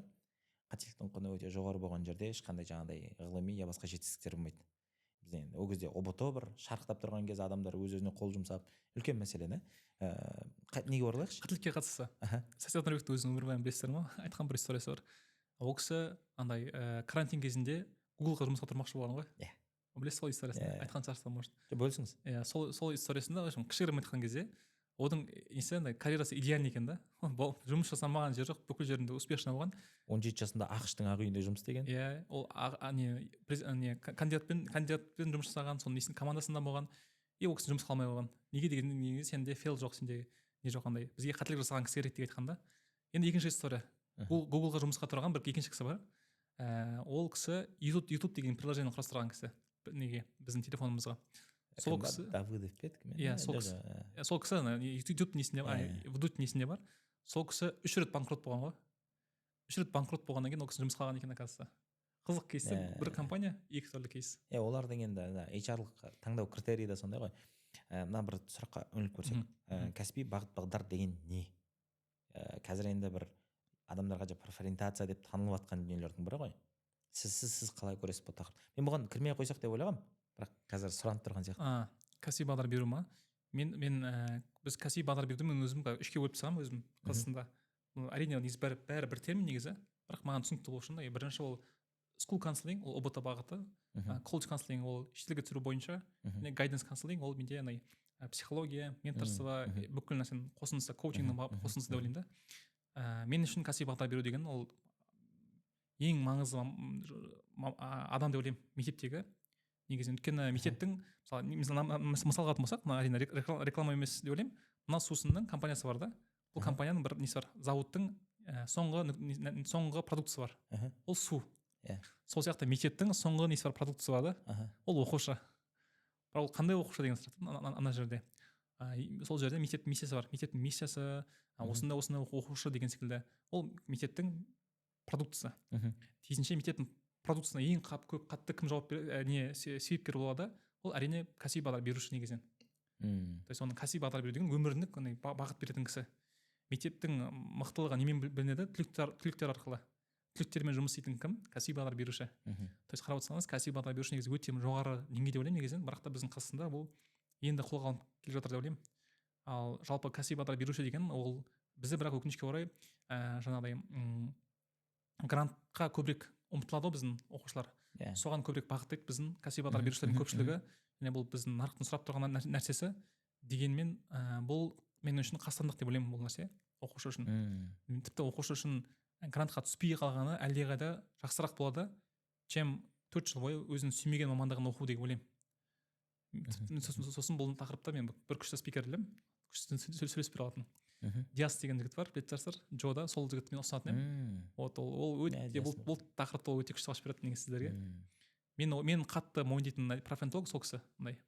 4 әріпке университетке түспей ақ қойшы деп ағылшынша боқтап айтатын адамды айтқанда, сондай кісі болу керек деп ойлаймын негізінен. Профентолог, нағыз кәсіби бағдар беруші, ол крутой адам, который кәсіпте опыты бар, управлениеде опыты бар, өмірлік бағыттан опыты бар, коучингтен, психологиядан опыты бар, және де оқушыға қарап бүкіл нәрсені сканерлеп, шаблон қоймай, сен былай істе деп айтатын кісі деп ойлаймын да мен ойымша. Бағана 3 бағытқа бөлдіңіз ғой, енді бәрі бір түсінікті, бірақ сол үшеуінің қайсысы сізге жақынырақ? Маған guidance counseling деген жақын, сол то есть более бағыт бағдар беріп, давай саған ұстаз тауып берейік, бүйтесің, мына кітапты оқы, бүйтіп жаса, мына курс оқы, мына курсераны оқы, мынаны оқы, мынаны сөйт деген нәрсе. Біздің проектіміздің толықтырылуы негізі. Қай жастан басталады сіздерде? Біз негізі біздің мектеп болған, біз Кемелдан деген мектепте 5 сыныптан бастадық бұл нәрсені. Алдыңғы жылдары. Бірақ та біз қазір ол проекттен шығып кеттік. Дегенмен де әлемде ақш-та бұл 5 сыныптан бастайды. Ал басқа мемлекеттерде 7-8 сыныптан бастайды. Ал неде Жапония 8 сыныптан бастайды. Жапонияда тіпті 9 мамандық оларға түсіндіріп береді.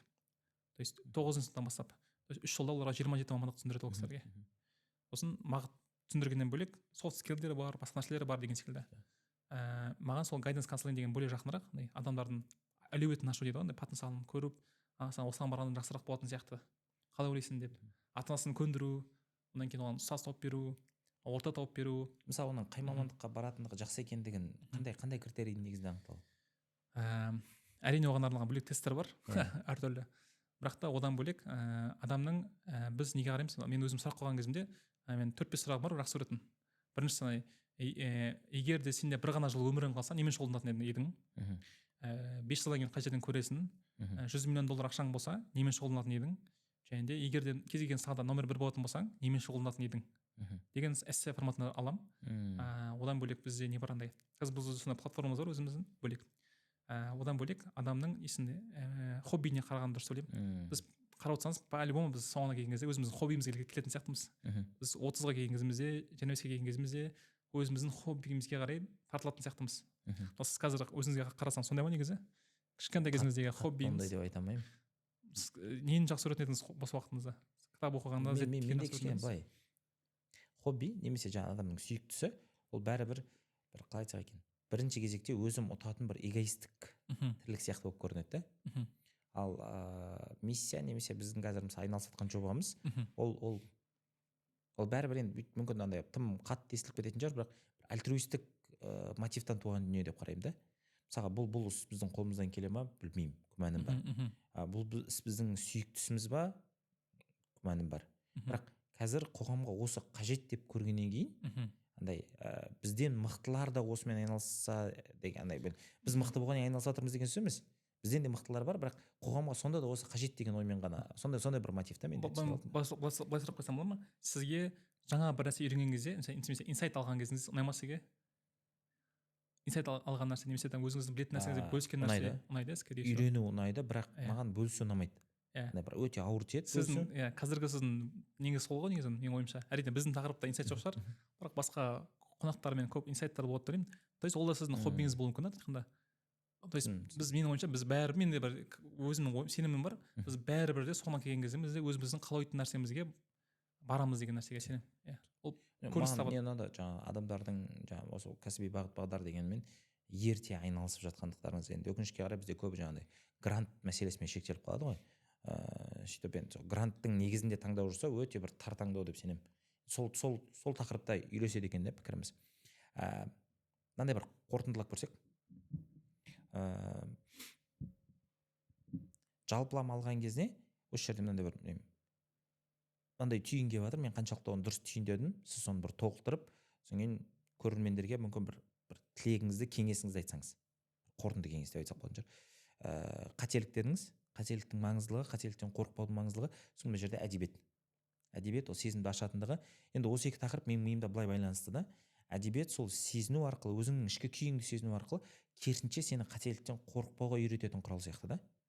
Қаншалықты мен дұрыс түсіндім? Әдемі, өте күшті түсіндірдіңіз. Мен түсіндіретін едім, бірақ сіздікіне түсіндіре алмайтын едім. Оқал. Бір қорытындылап көрсек, қандай бір түйін жасасаңыз болады. Негізі бұл егер де мұғалім болатын болса, менің ойым сол қазақ тілі әдебиет мұғалімдеріне немесе жалпы мұғалімдер ішкі бунт, баланың шынайы қалауын шығарып бере алсақ, немесе ол сіздің сабағыңызды оқымайтын болса да, ол жетістік деп ойлаймын негізінен. Әдебиетшінің ол нағыз жетістігі. Ол оқушы өзінің әлемі пайда болса, әдебиет пән емес әлем деп айтамыз негізі бұрын біз. Өзінің әлемін пайда болса, ода альтернативті әлемі пайда болса, ол миссиямыз орындалды деген сөз, скорее всего. Ал неге қатысты, жалпы қателесуге қатысты, енді біздің қоғамда қателесу деген нәрсе, ол қателесуден жаман деген бізде не бар, тезис бар. Бірақ егер біз қателесу дегеніміз ол үйренудің жолындағы ол кайф сезім дейтін болсақ, менің ойымша біздің миссиямызда орындалды деп ойлаймын негізі. Күшті. Енді сіз танымайсыз, Асхат Хамзаұлы деген кісі бар, Асхат Әлімов. Менің ойымша педагогиканың теориясын емес, болмысынан педагогты көруге болатын кісі деп ойлаймын да. Көп ойларыңыз сол кісінімен ұштас екен. Бағанағы қылмыс жасаған кезде адам соның әдебиет мұғалімін шақыру дегенді сол кісі айтқан. Содан кейін ол кісінің ұстанымы бар, жасасын қателік деген. Керісінше қателікті ұрандатып тұр да, жасасын қателік деп ше. Сол жаңа ойларыңыз, пікірлеріңіз ұқсас екен. Ол кісінің біздің арнада сұхбаты бар, егер көрмеген кісілер болатын болса. Мен мынандай бір қорытынды жасап көрейінші. Педагогикада дамудың басты факторы не деген сұрақ бар. Мен емтиханда осы сұрақтан құлағам, содан кейін ба есімде қатты қалған, ол да бір қателік. Дамудың басты факторы ол қарама-қайшылық дейді да. Яғни қарама-қайшылықтардың анықталуы, осы қарама-қайшылықтардың болуы, адамның қарсылығын тудыруы, ол дамуға алып келеді. Бағана әншілердің кейсін айтқандай, немесе әдебиеттегі кейстарды айтқандай, осы жерде менің ойымша бұл қарсылық ерте ме кеш па, егер біз оны тұншықтыра беретін болсақ, бір уақытта ол сыртқа шығады. Енді көп педагогтар жазады бұл туралы. Мәселе неде? Мәселе мүмкін әдебиет арқылы, я басқа пән арқылы осы қарсылықты басқарылатын деңгейде ерте шығарып алу. Мүмкін менде андай бір ой келіп жатыр да, білмеймін, мұқабасына жеп жазып қойсақ, әдебиет бунт үшін керек деген сияқты ма, білмеймін. Сол бунтты ертерек жасау деген сияқты ма. Өйткені оны жасамасақ, ол кейін жабайы түрде жүзеге асатын болса, ол бірінші кезекте сол баланың тағдырына зиян келтіре ме деп қорқамын. Сол қарсылықтан қорықпайық, іштегі мүмкін қарама-қайшылықтардан қорықпайық. Өйткені ол бұйырса бізді жетістікке, дамуға жетелейді деп сенеміз. Енді мен осыны айтамын деп ұмытып кете беремін. Сұхбаттан, Азат мырзаның кеңестерінен, ойынан бір рефлексия дейміз ба, бір қандай да бір түйіндер болса, солармен комментте бөліссеңіздер, бұл тақырыпқа тереңдеуімізге себепші болады деп ойлаймын. Енді мен өзім комменттерді оқимын. Сол комменттерге мүмкін жауап арқылы, диалог арқылы тағы бір жаңа тақырыптарды тауып аламыз. Сол үшін сіздерге сондай бір тапсырма. Азат мырза, сізге рахмет. Мен, кстати, не бар? Мен әйелімнің менің туған күніме сыйлаған кітабы бар. Менің өлеңдер жинағым бар, ондай. Мен өзім негізі жалғыз дана ма? Жалғыз дана емес, ол көп данамен шыққан негізі, жақсы данамен. Бірақ та мен мамандығымды ауыстырғаннан кейін мен ол есті жауып тастағанмын. бірақ мен белгілі бір өлеңдерім бар. Мен таңдап отырып бір екі кісіге сол кітапты салсақ болады негізі. Күшті. Оны негізі сатып ала ма адамдар? Ол қазір жоқ. Өкінішті. Бірақ онда жаңағы сыйлық ретінде болатын болса, онда бұйырса сіз өзіңіз таңдайсыз ба? Сіз таңдасаңыз болады, сол кісіге жіберсек болады қаласаңыз. Мен таңдауға қиналамын, өзіңіз таңдаңыз. Жақсы. Өзіңіз таңдаңыз, санында, сапасында. Рахмет. Бөлген уақыттарыңызға лайықты дүние ұсыналдық деген үмітпен. Бұйырса келесі сұхбаттарда жүздескенше. Сау болыңыздар, көп рахмет сіздерге. Әсеріңіз қалай болды? Әсер жақсы. Сіз нені көрмегенсіз бе? Мирный воин деген. Көргем. Кітабын оқып көрмедіңіз? Кітабын оқымам, бірақ өзін потом человек даже деген бар, кажется. Оны көрмедім. Тура соған ұқсайды негізі көргем. Ана бір сол осы ішкі бунт, саботаж тақырыбы сияқты да ол жерде. Иә, негізі даже жаңағы ненің өзі ғой, общество мертвых поэтов та тоже сол саботаж туралы негізі. Даже дебаттың өзі саботаж негізі қарап отырсаңыз. Бунт қандай? Тек қана жоқ, мен былай ойлаймын, жоқ, мен былай ойлаймын. И қарсылық келе берген сайын өсіре береді, аргумент, контраргумент, контраргумент. Негізі күшті айттыңыз, негізі аномалия, то есть бір-бірінің ойларына сәйкес келмейтін кісілер келген кезде дамушы болады деген нәрсе. Я мен сіздің ойыңызбен келісемін дейтін болса, ол скорее всего андай не да, мақұлдасу болады да. Бізде әртүрлі пікірдегі кісілер бір дастархан басында отыра алмайды да әлі. Сол осы мәдениетті қалыптастырып алса, менің ойымша біраз тақырыпқа тереңдеуге болады. Содан не душа бар ғой, мультфильм. Соның режиссерлары да осы тақырыпты көтереді да. Жан деген, жан деп аударылды. Біз оны сыныппен көргенбіз, соны есімде. Анау пандемия кезінде шықты ғой, қателеспесем. Иә, біздің мектепте. Содан кейін маған қызық болды да, Инстаграмда режиссерға жазылып алдым. Сосын бір күн Инстаграмда режиссер жариялады, Зумда талқылау болады деді. Жазылушысы көп емес. Сосын кірдік ана Зумға. И сол Зумда адамдар сұрағына жауап беріп жатты да, ол кісі мынаны зат дейді да. Фильмнің басында жаңағы оның өмірлік бір күтіп жүрген мақсаты, мұраты орындалған кезде, оның бірінші істеген әрекеті қандай деп. Біз бәріміз енді қуанды, әсерленді, соншалықты қуанды, жаңағы айналасындағы қауіптерді байқамай қалды деп жатырмыз ғой. Тек ол кісі айтады, жоқ, ол суицид жасады дейді. Оның анау қайтыс болуы, ол суицид дейді. Және бірінші талпыныс емес, ол кәдімгі бірнеше рет талпыныстан кейін барып суицид болды дейді. Біз енді мультфильм болғаннан кейін жаңағы әрлеп көрсеттік, бірақ осы көзілдірікпен, осы призмамен қарайтын болсаңыздар, мүлдем басқаша әсер етеді деді да. Шынымен мультфильмді қайттан қоямыз да, қарасақ, анау өз-өзін ішкі бунт қой, енді неге итермелеп жатыр да. Суицидқа ше. Қарап көретін нәрсе екен негізі. Суицид қажет бунт деген тақырып керек сияқты. Қауіпті екен бірақ атау ретінде. Иә, мәссаған. Рахмет уақыт бөлгеніңізге. Сізге көп рахмет.